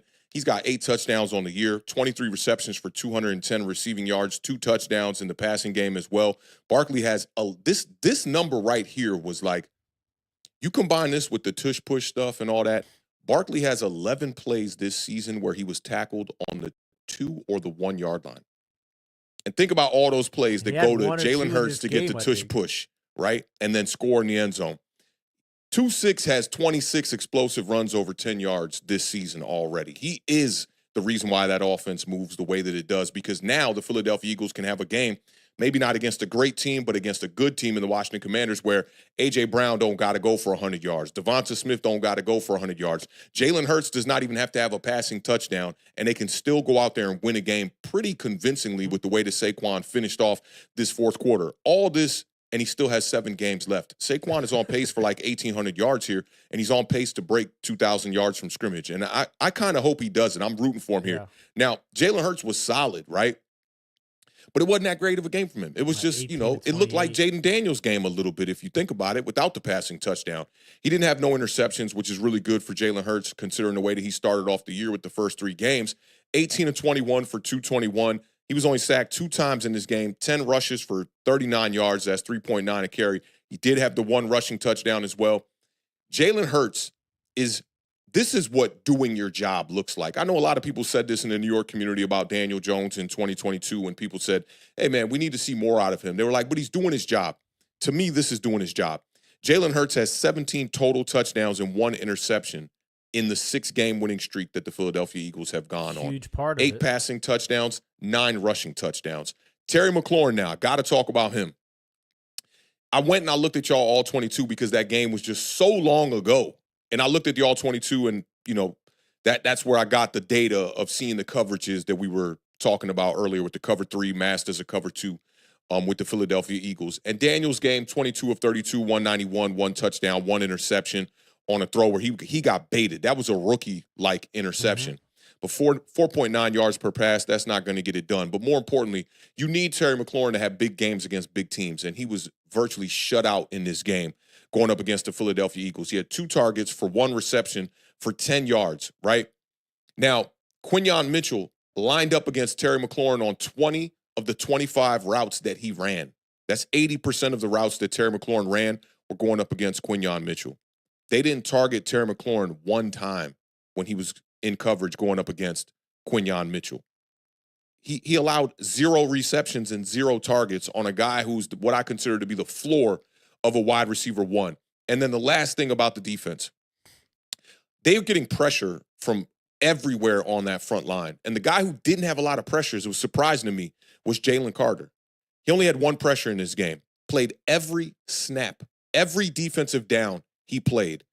He had 7 tackles and 1 TFL. And the reason why that's important is throughout Fletcher Cox's entire career with the Philadelphia Eagles, he never had a game where he played 100% of the snaps. That's wild. And a guy like Jalen Carter's going out there and doing that. That came from Next Gen Stats. So I think the Philadelphia Eagles, I know you said that the Commanders were going to win the division. I feel you got the vibes are high, and they should be because the Commanders have been playing some really good football. But I think we're starting to get that Eagles team that we thought we were going to get at the beginning of the year. Season. They're healthy now. They're clicking now. Nobody's going to give Jalen Hurts the benefit of the doubt that he's got a first-time play caller again for back-to-back seasons right now. And the rest of that receiving core and the rest of the weapons out there. Saquon Barkley's over there doing damage. I think the Philadelphia Eagles are a team that, a lot of people think might falter in the playoffs. Sneaky vibes that they might be able to take care of any team in the NFC East. That's just my opinion on it. Without or in the NFC conference. I'm sorry about the East. I was going to say without any shout out to the pre-show production meeting. Without any hesitation, I think I will say that the Philadelphia Eagles. I mean, there's no question about it. They're besides the Detroit Lions, the Philadelphia Eagles are right there. I don't think that there's any other team in the NFC that worries me as far as a fan of a team that's contending for the playoffs outside of Philadelphia Eagles and Detroit Lions. Those two teams are I think right now light years ahead of everybody else in the NFC. Yeah. It's just the Eagles got to play somebody now. That's really it. Yeah, that'll be interesting. But I think they're built different than Washington is. They're built to be able to compete with the better teams. Washington's not quite there yet, just to be perfectly honest. And as far as the roadmap goes, though, man, if we would have done everything I'd said to do on the roadmap, we would have won this game. I mean, clearly you're talking about got to be over 50% on third down. Got to stop them to under 50% on third down. I need 103,000 rushing yards. And obviously. Yeah. Well, the card, I don't even think the card didn't start. The card did not start. So, did we get at least one? We got one. Rushing attempts? No, more touchdowns than field goals. That's kind of crazy. That's not even a good stop. But let's go through them. All right. So first stop was hold Saquon Barkley under 100 yards rushing. We were looking good for a while there, but he ended up with 146. 0 turnovers. Jaden Daniels was the interception that we talked about. Turned out to be critical. Every game that Philadelphia has won, they have won the turnover battle. All right. Score 30 points. Definitely did not get there. Only 18. That's 3 bumble clots already, bro. Control the clock by 10-plus minutes. That one was egregious. Come on, dog. Philadelphia controlled the clock by a little bit more than 7 minutes. Limit the big plays. This one was crazy. Limit the big plays. Philadelphia Eagles had 15 plays of 10 or more yards. 2 of those plays were 15 or more yards, and 5 of those plays were 20 or more yards. They had 5. Wait, hold on. That can't make sense. Why not? That can't. You said 2 of them are over 15, but 5 of them over 20. So were the ones over 15 not 20? No, these are just over 15, not over 20. That's interesting. So they had 2 plays that were 15, but not over 20. Yeah. That's really interesting. And 5 plays that were 20. Yeah, I get the 5 plays, but I'm like, damn, did the 2 ones that went over 15 not go over 20? The odds of that, interesting. Very interesting. So it was, it was a lot of big plays there. Did not do a good job at that. Another bomber clock for you, bro. More touchdowns than field goals. I don't like that. RTDB, 160 yards on the ground. I wanted. We got 93. 75% on third down. We were 3 of 12, and they were 9 of 16. So double bumbleclots. not? So yeah, did not go according to plan there. Philadelphia was clearly the better team. Washington has a long way to go. Damn, so more touchdowns than field goals was the only thing. These roadmaps, we're going to have to stop thinking about the destination, but more importantly, how we get in there. Listen, man, I when you get to where we were, I don't want to be cupcakey. I want to see, you gotta keep getting better. If you want to be a playoff team and you want to compete for the division, you can't run for 100 yards and complete 50% on third downs. You could. I don't think third down is as important. I'm going to keep it funky with you. I've seen the Philadelphia Eagles during this 6-game winning streak have been under 50% on third down, likely in every one of those games, but this one. That's the Philadelphia Eagles, though. The Washington Commanders can't afford to do that. I didn't say just for Washington. I'm just saying in general. I think that third down is not as a big a deal as people make it to be. I'm a big third down guy. Yeah, but if I'm cooking you on first and second down, man, fuck third down. Yeah, but we weren't cooking on any down. Yeah, clearly 3 for what? 14. Yeah, 3 for 14. I just all too often I see too many games where a team wins and third down was not a big factor. Red zone, I think, is a huge factor. But then here's the thing about red zone. If you're scoring when you're not in the red zone, like sometimes how Philly can be and some of these other juggernaut teams, they go 1 for 1 in the red zone, 0 for 1 in the red zone, still put up 30 points. Yeah, it's like, yeah. All right, there's a lot of variables, Well, this is a wake-up call for Washington. Back-to-back losses, like you said, first time in the season. This is some real adversity here. We had a nice, lengthy time here. What's that? Y'all gonna be all right. Yeah, when y'all get that second place schedule next year and y'all regress, don't be too surprised. Listen, I'm not gonna sit here and be a New York Giants 2022 fan. Don't worry about that. Yeah. You know that. You don't want. But I will tell you this though. They're going to be lining up at the door here in D.C. to come play in Washington with all that money and this team we got. Yeah, got a lot of money. A lot of money right now. Everybody want to come to Washington. Don't nobody want to go to Dallas. Yo, let's bring this statement up from Sean Jackson real quick. Said, Authentic, you're killing me, bro, with these Saquon stats. Haven't we suffered enough this 100th? I love when people remind me it's the 100th season. I'm just hoping our young players can finish strong, but don't fall below the third pick. Yeah, I'm right there with win no games. Look, I was tiptoeing about the tank last season, trying to be politically correct. I was too. New York Giants, go out there and fucking tank. You got Lose every damn game. You have to. Brian Dable, if the game is on the line, go for 2. Fuck it up for us. All right? I don't want to see no wins for the rest of the season, bro. Sean, I'm sorry, but I got to bring up the Saquon stuff, man. I got to. It is what it is. He's a player that, a lot of people turn their backs on just simply because he went to go play for the Philadelphia Eagles. Bro, it was close. Got family there. Easy decision for him. Think about it like this, too. As a football fan, life is better when Saquon Barkley is playing the way Saquon Barkley is playing. Yeah, for sure. No matter who your team is. For sure. The guy's backwards hurdling people, for Christ's sake. Yeah, he's doing a lot. He's doing a lot. Kevin says that the 25 schedule is brutal for the NFC East. Plays the AFC West and the NFC North. NFC North, man, they hooping in the NFC North right now. That is not what I want. That is going to be. And y'all got to play Chicago this year, so y'all going to have to play them again next year, huh? That's fine. It's going to be fun. They losing tough games, man. They're the general manager over there that should be selling the we're close. We're close. You losing games on the last play every fucking week. It's tough. Sick. They are sick in Chicago. Listen, sick. There is a lot of fan bases that are sick right now. They are sick. Yo. The Jets. Jets are sick. That Panthers defense are sick. Raiders are sick. Jaguars.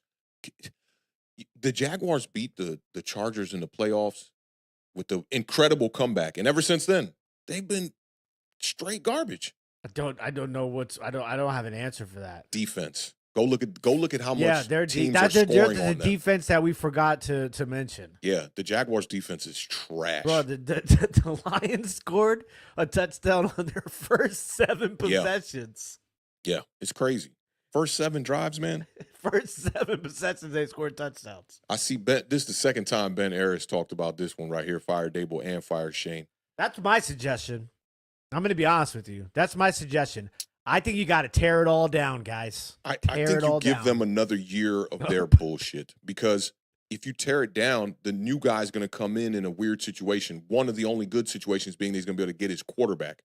But there's all these contracts on the roster.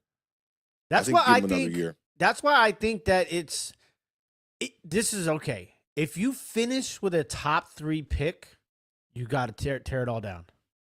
That's my suggestion, because I think it's actually not a bad situation. I think it's a perfect situation to tear it all down.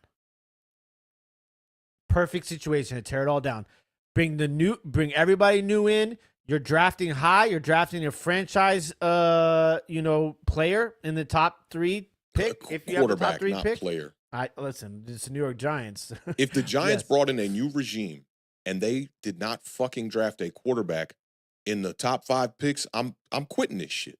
What if they? I heard you say that the other day. This is going to turn into what are we talking about here? You bring in a new guy and they don't get the quarterback after you finally allow Daniel Jones to go? What if they traded for a younger quarterback? Who? Justin Fields, Bryce Young. Not trading. You don't have to trade for.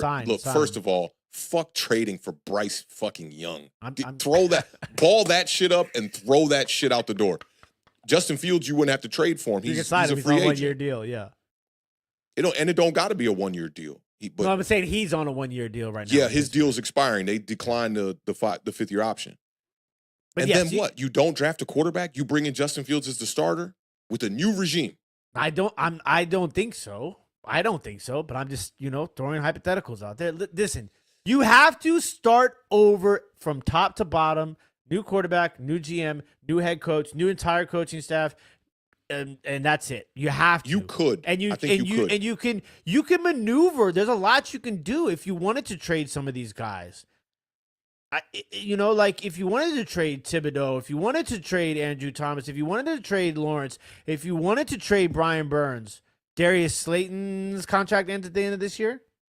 He's going to be a free agent. He's going to be a free agent. I mean, You everything should be on the table. I'm just saying that because I feel like, and I hate to use this as an example with Washington, but like I just feel like I was there last year when I was like, I was kind of fooled by the Sam Howell hype, and not kind of. I was fooled by the Sam Howell hype, and like I've always been like, you play to win the game, you don't tank. And then we get Jaden Daniels, we get a new GM, we get a new front office. The coaching staff was built beautifully, and it just now I understand. I understand that the best way to do it is to scrap it and start all over everywhere you possibly can, because the worst thing you can do is you draft a quarterback, right? And then let's say we'll give them 1 more year. And let's say you go 3-8.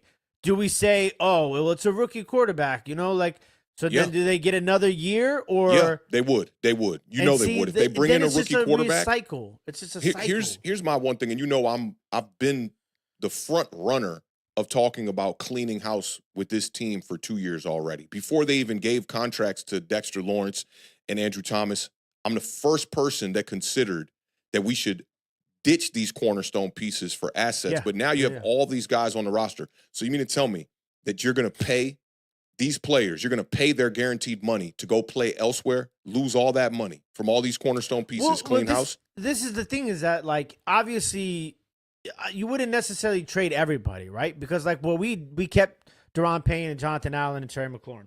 And those are 3, like, high-dollar contracts.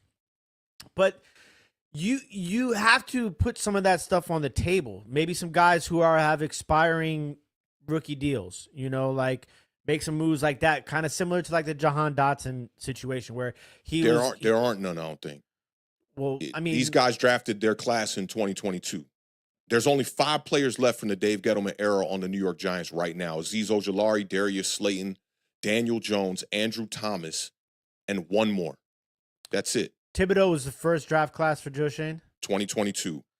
Thibodeau, Wan'Dale Robinson, Evan Neal, Micah McFadden, Daniel Bellinger, and the other guys are not on the roster anymore. But you don't also have to always eat the money, though. There are some situations where you will eat half of the money. You're going to eat the guaranteed money. That's the point of it. So, like, if you go and trade, and I brought that up at the beginning of the show, if you trade Dexter Lawrence right now, right, you're going to eat the guaranteed money. So a team is going to get Dexter Lawrence for like $18 million a year instead of like $28 million a year. So you're going to be paying all that guaranteed money. You would have to make, but that is not always the case, though, unless I'm because mistaken. Players don't get traded when they first sign a contract. Players normally get traded when the guaranteed money is up. Like if you traded Daniel Jones today, all the guaranteed money is already paid. But see, this is my thing is that, like, if you're trading, and like I said, I might be mistaken. If you're trading a guy and you're trading the contract, the two teams negotiate on who's taking over what portion of the money. Not when it comes to guaranteed money. Well, why not? Because the Giants guaranteed the player that money and signed a contract. But the contract is guaranteed. But look if it the up. Contract we talked about it all today. Look it up. I won't even argue with you. Oh no, I'm not arguing. I'm just trying to understand. It's a guarantee. Like, look, if you, this is why trading a guy like Daniel Jones in the first 2 years or something wouldn't make sense, because look at Russell Wilson. His contract was paid. He was cut and his contract was paid. So that's why he signed for the vet minimum this year. They signed him for $1.1 million with the Pittsburgh Steelers because all the other money is paid. It was guaranteed money. Same thing goes for guys like Dexter Lawrence. When you give a guy a guaranteed portion of the contract, it's not all paid at the signing bonus. You divvy it up through the years. Yeah. Like Saquon Barkley got 30 whatever million, 20 of it or something guaranteed. They're not paying him all of that up front. They divvy the signing bonus and the money that's guaranteed throughout his contract. So when you trade the player, you're on the hook for the guaranteed money. That's why we paid Leonard Williams' salary to go play for the Seattle Seahawks the past year. See, I always thought that there was an opportunity to divide that guaranteed money up between the two teams. It's divided by the salary. Guaranteed and the guaranteed. Exactly. Yeah. And signing bonus. Signing bonus also, the team has the team who traded the player away is on the hook for the signing bonus. I mean, do not really have to dig deep into seeing how much of guaranteed money is left on all of those guys' contracts to see if it would be worth it. You'd have to get viable assets in return if you're going to be losing that much money. So you wouldn't be able to trade everybody, but you would have to consider everybody on the table. Think about who has value for the New York Giants. It's Andrew Thomas, Dexter Lawrence. Yes. Kayvon Thibodeau. Maybe. Kayvon Thibodeau. Mm-hmm. And then Brian Burns, we just went over that contract. It's 90-something million guaranteed. He's played 1 year. That contract's looking. And I was a Brian Burns guy, and I remember talking and being like, he was on that fringe. The giant overreaction when it was like Brian Burns is top 10, right? That was what yep. And I remember thinking like, man, in my mind, I feel like he could be, right? And then when you start going over it, you're like, he's not. Nope. And then you look at the money. That deal's looking worse and worse, especially given the production. I'm the main dude who's like, I know you have been. Like, yo, y'all looking at that deal? Are you looking at that money with Who more gave him that guaranteed deal? money than Daniel Jones? You got to get rid of Joe Shane. He's got to go. And this brings us back to the main point Ben Harris was talking about right here. I'm not as high on firing Brian Daboll as I am firing Joe Shane. Because what if you fire a good coach here? Just because he's on a bad team doesn't necessarily mean he's a bad coach. When you listen to Kurt Warner on the broadcast, the last game that the New York Giants played before the bye, all he was saying was, dude, these wide receivers are running wide the fuck open and the quarterback can't pull the trigger. And this is a guy in Kurt Warner who has given Daniel Jones the benefit of the doubt throughout his entire career. If you look at QB Confidential, fantastic channel breaking down quarterbacks, but Kurt Warner is a little bit more lenient towards giving these guys the benefit of the doubt that struggle because he comes from struggle.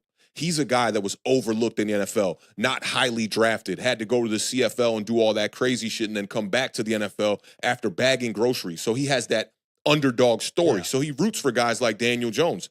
But to hear him on the broadcast being that blunt about how bad Daniel Jones is, it lets you know everything that you needed to know. And I don't think that Brian Daboll's a bad coach. All these people are saying, yeah, I want to see him with his quarterback. I'm not in that club because I've seen Brian Daboll with his quarterback, and I saw what it looked like.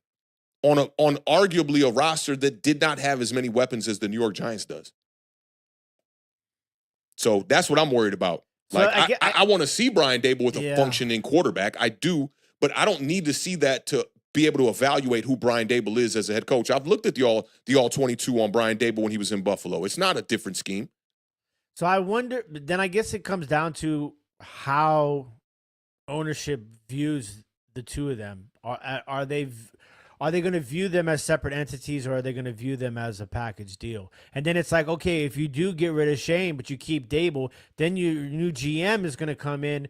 The new GM and his front office are going to have to determine if Dable's their guy or not, or if they are going to, or if they are accepting the job knowing that Dable is still the coach, and that's not a Which I don't think I don't know if that's ever happened. I don't know if a new GM comes in and keeps the head coach, and this is the part that I question too. Like, Ben is talking some good shit right now. Like, as a head coach, is Brian Dable the guy? Because as an offensive coordinator, we know he can move the sticks when he has the franchise quarterback. But lacking that, that having leadership and having to micromanage all these different things on the team, I think are getting in the way of him. It's tough, man. It really is. And I think we've seen it in multiple situations throughout the years, especially recently, of guys failing because they're taking on two duties on the coaching staff. It just Cliff Kingsbury. It just doesn't make sense. Was not a good head coach at all. And that's why I just think it's. I hate to say it, but I feel like Dable's just going to be a casualty of the business. I think he will too, and I think but I don't think that they're going to fire Joe Shane in this offseason. I don't think this is his third year. Yeah, he's finishing out his third year. Mm-hmm. I'd be curious to see how many GMs get fired after 3 years. Yeah, like Joe Douglas from the Jets was there from when they drafted Sam Darnold in 2018. So I know his tenure was like at least a good 6. I can't think of somebody that got fired after 3 years, but I'm sure there's someone. I just feel like it just, and I know it's tough to say, but I just feel like it makes sense. If you're given this opportunity of this high of a draft pick, and there's really nothing to show you that this guy has made any, positive impact through the front office in this tenure, like, it just feels like you are in a situation where this is so important for your franchise moving forward. And look how bad the franchise has been over the last, what is it? It's 10 years, right? Yeah, in the past 10 years, they've had just 2 playoff appearances and 2 winning seasons. I think it's time. Like, this is just, to me, it's a perfect opportunity to start completely over. But that part don't have much to do with Joe Shane and It Brian doesn't. Dable. It doesn't. And that's what they were thinking, bringing these guys in. And year one, here's the thing. If you didn't bring these guys in, you're likely looking at just 1 playoff appearance in the last decade. If they would have stuck it out with Joe Judge for another season and Dave Gettleman, the Giants aren't winning 9 games in 2022. No, Ain't no way. They're not. So I think that's the part you got to look at. And the fan base is going to point the finger at John Mara if he goes out here and he fires another GM and a coach within 2 to 3 seasons. They're going to point the finger at him that we can't build continuity because you're not allowing guys to be able to even be in position to do their job. Brian Dable came in here and overachieved in year 1. His quarterback went down in year 2, and I'm just making a case for him right here. Quarterback goes down in year 2, and he overachieved again to the demise of the fans because a lot of fans wanted to tank and get the quarterback after 2023. But Brian Dable and Tommy DeVito go out there and they win three extra games and knock us out of the top 3 for the quarterbacks. So he did overachieve that year and won some games, beat Green Bay on Monday night, a team that went in the playoffs and beat the Dallas Cowboys. So I think that it would be difficult to fire Brian Dable, I think, right now. It would be. But if these guys got fired, would I be up here like, man, I'm going to miss Brian Dable? Absolutely not. Yeah. The thing is that it's really starting to, like, it's becoming more and more, like, just crazy. All they had to do was draft a quarterback in this last draft. What do you think it would have changed? The timeline for them? Because that's the only thing I think it would have changed. You could have been 2-8 right now, and they would be like, it's all good. They got a rookie out there. I think the thing is I feel like, but shit, even if you drafted the rookie quarterback, right? You couldn't have not started Daniel Jones at the beginning of the year. You couldn't have, but the big difference is that you have an out and you save yourself. Like and I think the only way it would have been is if you would have drafted one of the guys, JJ McCarthy, Michael Penix, Bo Nix, right?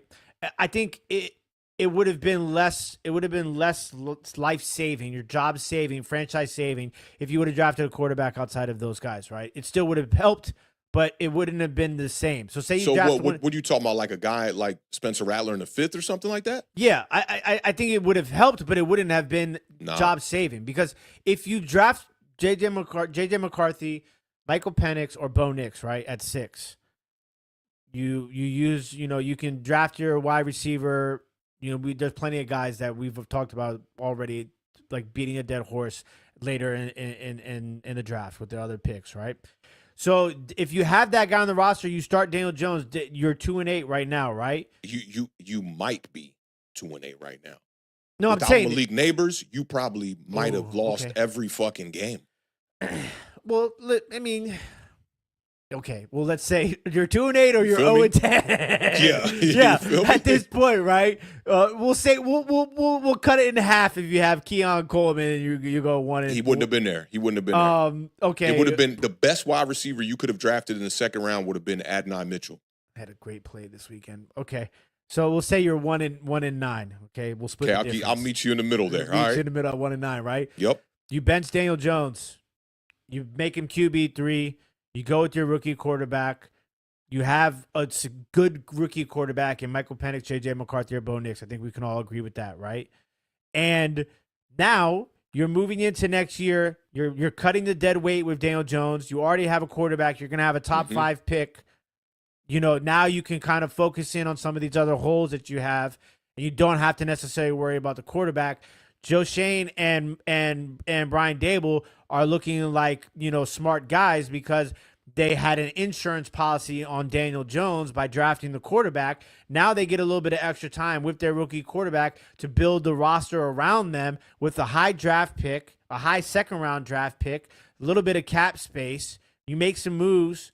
Everything is completely different. I don't think it is. Quarterback at 6. I don't think it is, because you're likely going to be a worse team. The other factor, just like how we look at Saquon Barkley in Philadelphia, right? You'd be looking at Malik Neighbors, who you could have had at 6, and let's say he's tearing up the league. You don't think that John Mara is going to be looking at it like, damn, we could have brought that in for Daniel Jones, and that would have been a better option than going and getting his quarterback and just dumping this season out.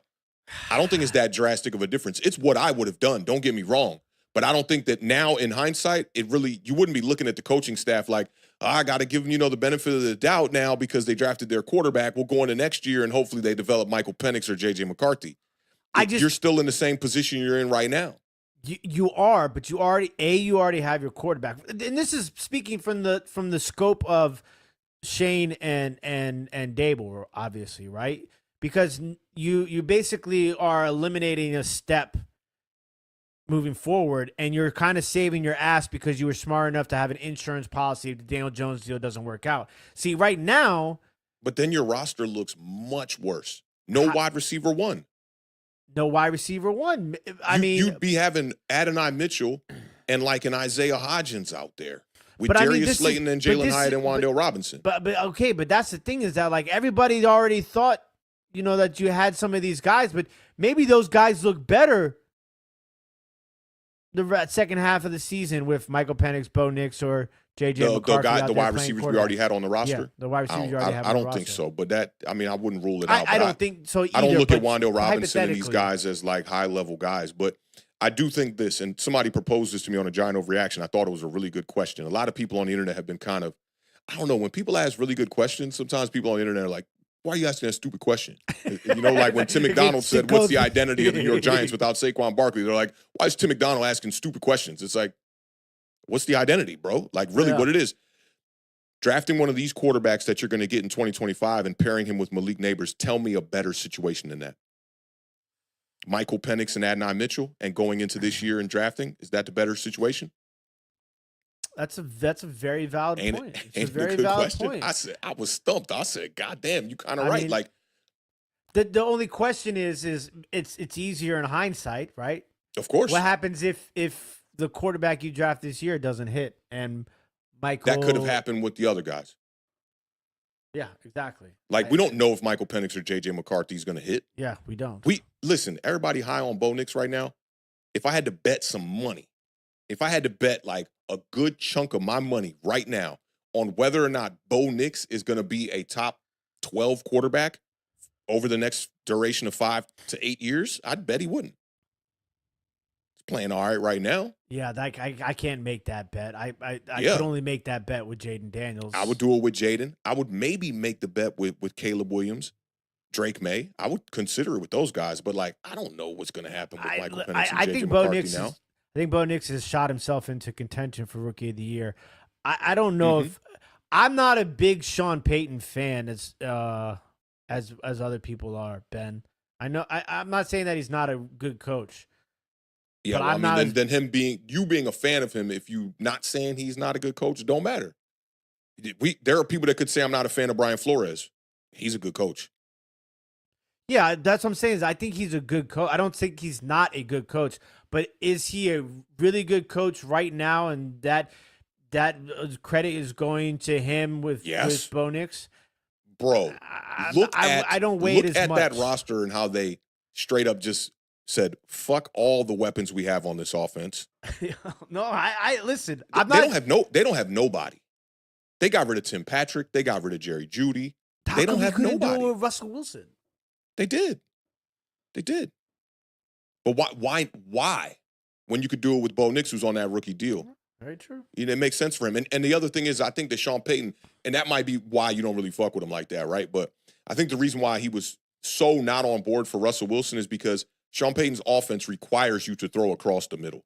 And Russell Wilson is he's productive, but he's not throwing the ball across the middle. And the offense requires that in Denver. And I think Bo Nix is much better at that right now than Russell Wilson is. But deep ball and all that stuff, yeah, I mean, Russell Wilson's the better quarterback for sure. But I think the reason why Denver's a game over 500 now, right?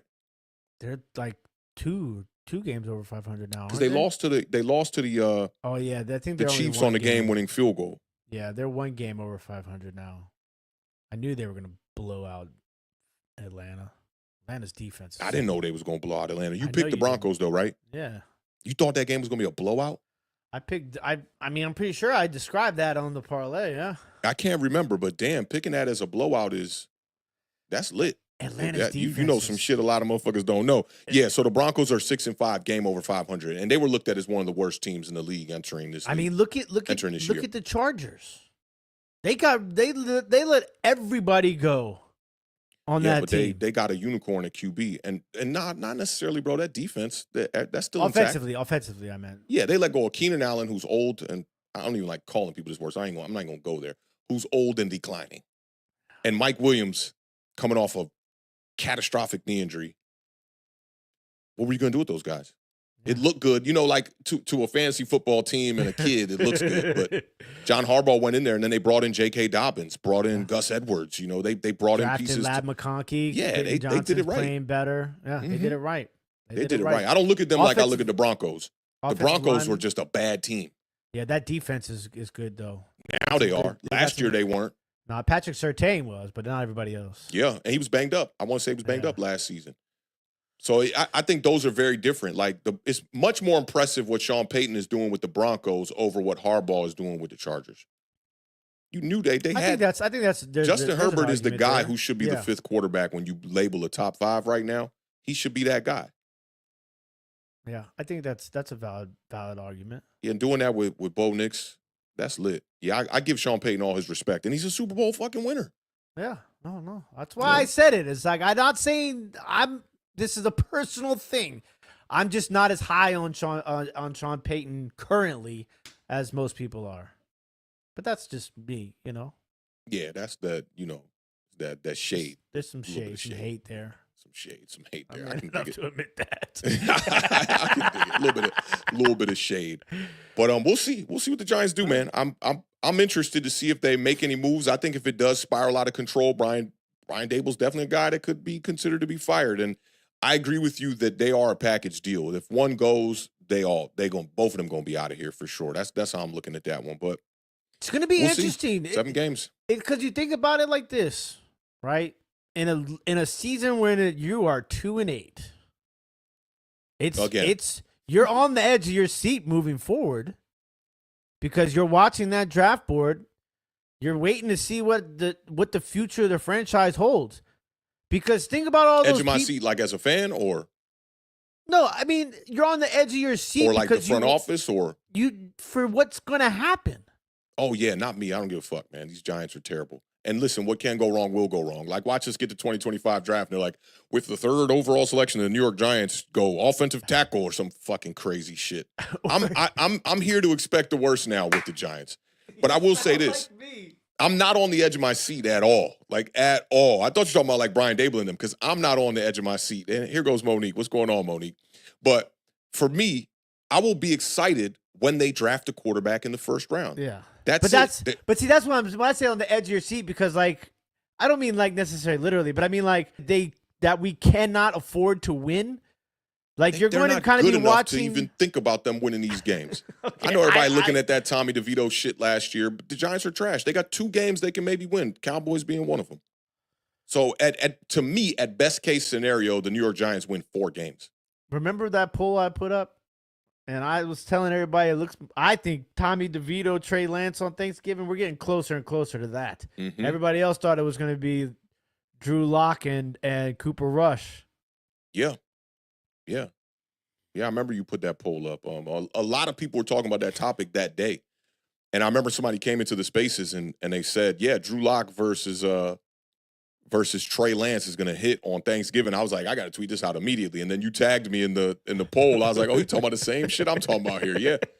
These 2 quarterbacks that are going to face off on Thanksgiving, no matter who they are, whether it be Drew Lock, Tommy DeVito, Trey Lance, Cooper Rush, or who's that guy they just signed? Will Greer. Oh, Jesus. It's going to be a shit show regardless, man. Maybe Daniel Jones. That'll make Thanksgiving pretty interesting. That would be. Yeah. Let's see what Monique's talking about. She just got here a little late. We talked about her Cowboys already. She says the question is, will the Cowboys get their first win at home against the Giants, or will the Giants mess up their draft pick by winning? They're 0-5 at home right now. Tie. It's not going to be a tie. That's going to be like a 9-6 game. Or it's going to be like 11-8. I think Tommy DeVito can score some points. I think the Giants are going to win that game. Yeah. I really do. Listen, that Thanksgiving schedule is brutal. And the difference is that the Giants can run the ball. Tyrone Tracy can run the ball. Tracy, yeah. The Cowboys stink, Monique. You can't run the ball. You can't stop the run. You can't win in the NFL if you don't got a quarterback. Can't do either one of those things, and you have no quarterback. Yeah, it's bad for them right now. It's bad. Yeah, it's bad. It's definitely bad. I feel for Monique because she's been comfortable and accustomed to winning games in the regular season, and you think going into the year that really all it is we have to do is get over that hump in the playoffs, and then here you go, your quarterback gets hurt while the team is not playing well. I think Dak Prescott was, or the Cowboys were 3-5 when Dak Prescott went out, so not looking good, man. We talked about a little bit of rebuild for you, Monique. Damn, and she was at the game. Sorry to hear that. Tough cookies.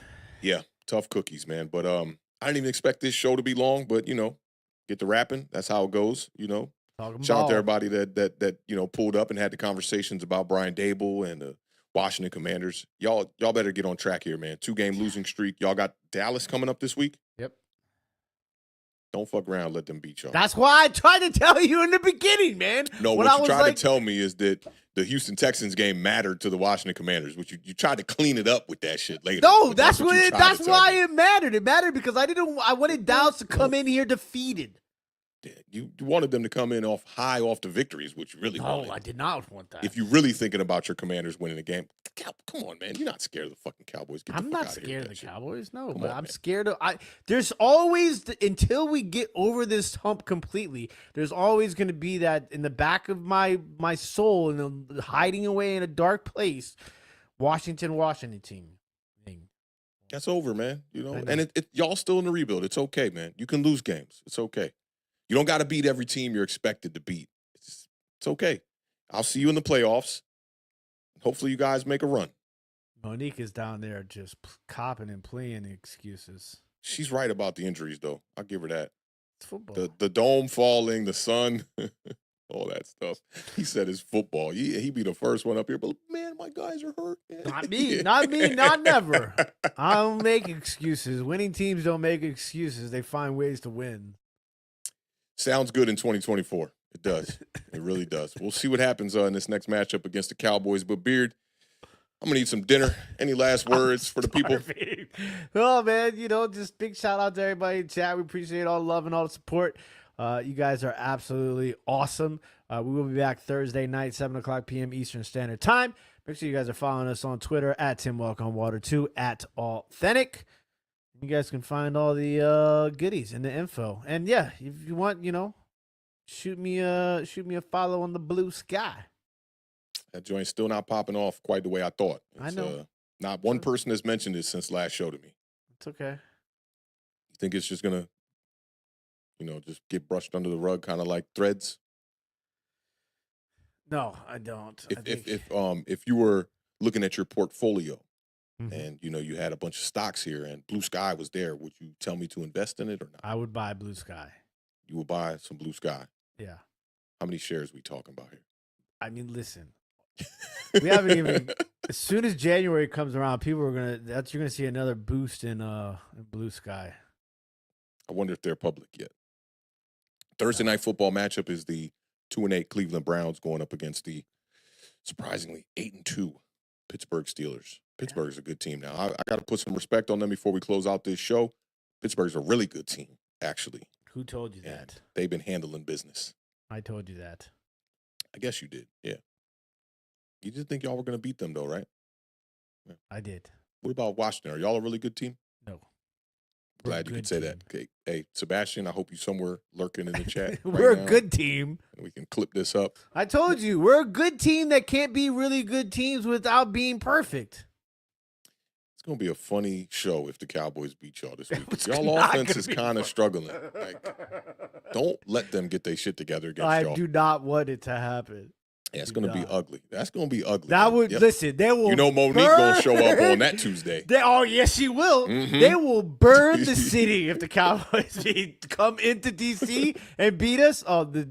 They would burn the city. Oh, Deron Bland might be back too. Monique giving a lot of reasons why they could possibly beat y'all. We'll see. Better get that offense clicking, man. But big salute, big shout out to the gang. Appreciate y'all pulling up, rocking out with us today. We're trying to keep this, these shows interesting. I know the Beard is, kind of a little bit split because the other teams in the division aren't that good. There's no competition between my team and his team anymore. And the Cowboys look like dog water right now. I was going to say dog the shit. The Giants fans are here for the Beard's Giants takes. They're liking the Beard's Giants. Yeah, they want everybody fired, man. And we reeled you in. I had Sebastian gave me a short from back in the day. Or no, was that Stan or Sebastian?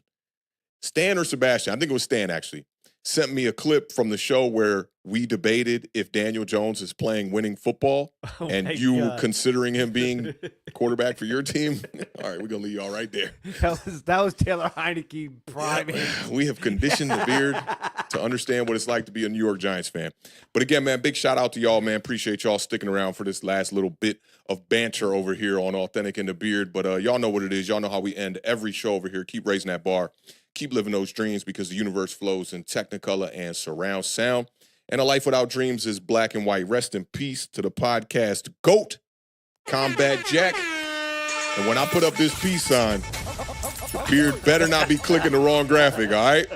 Y'all enjoy the rest of y'all Tuesday evening, all right? Peace!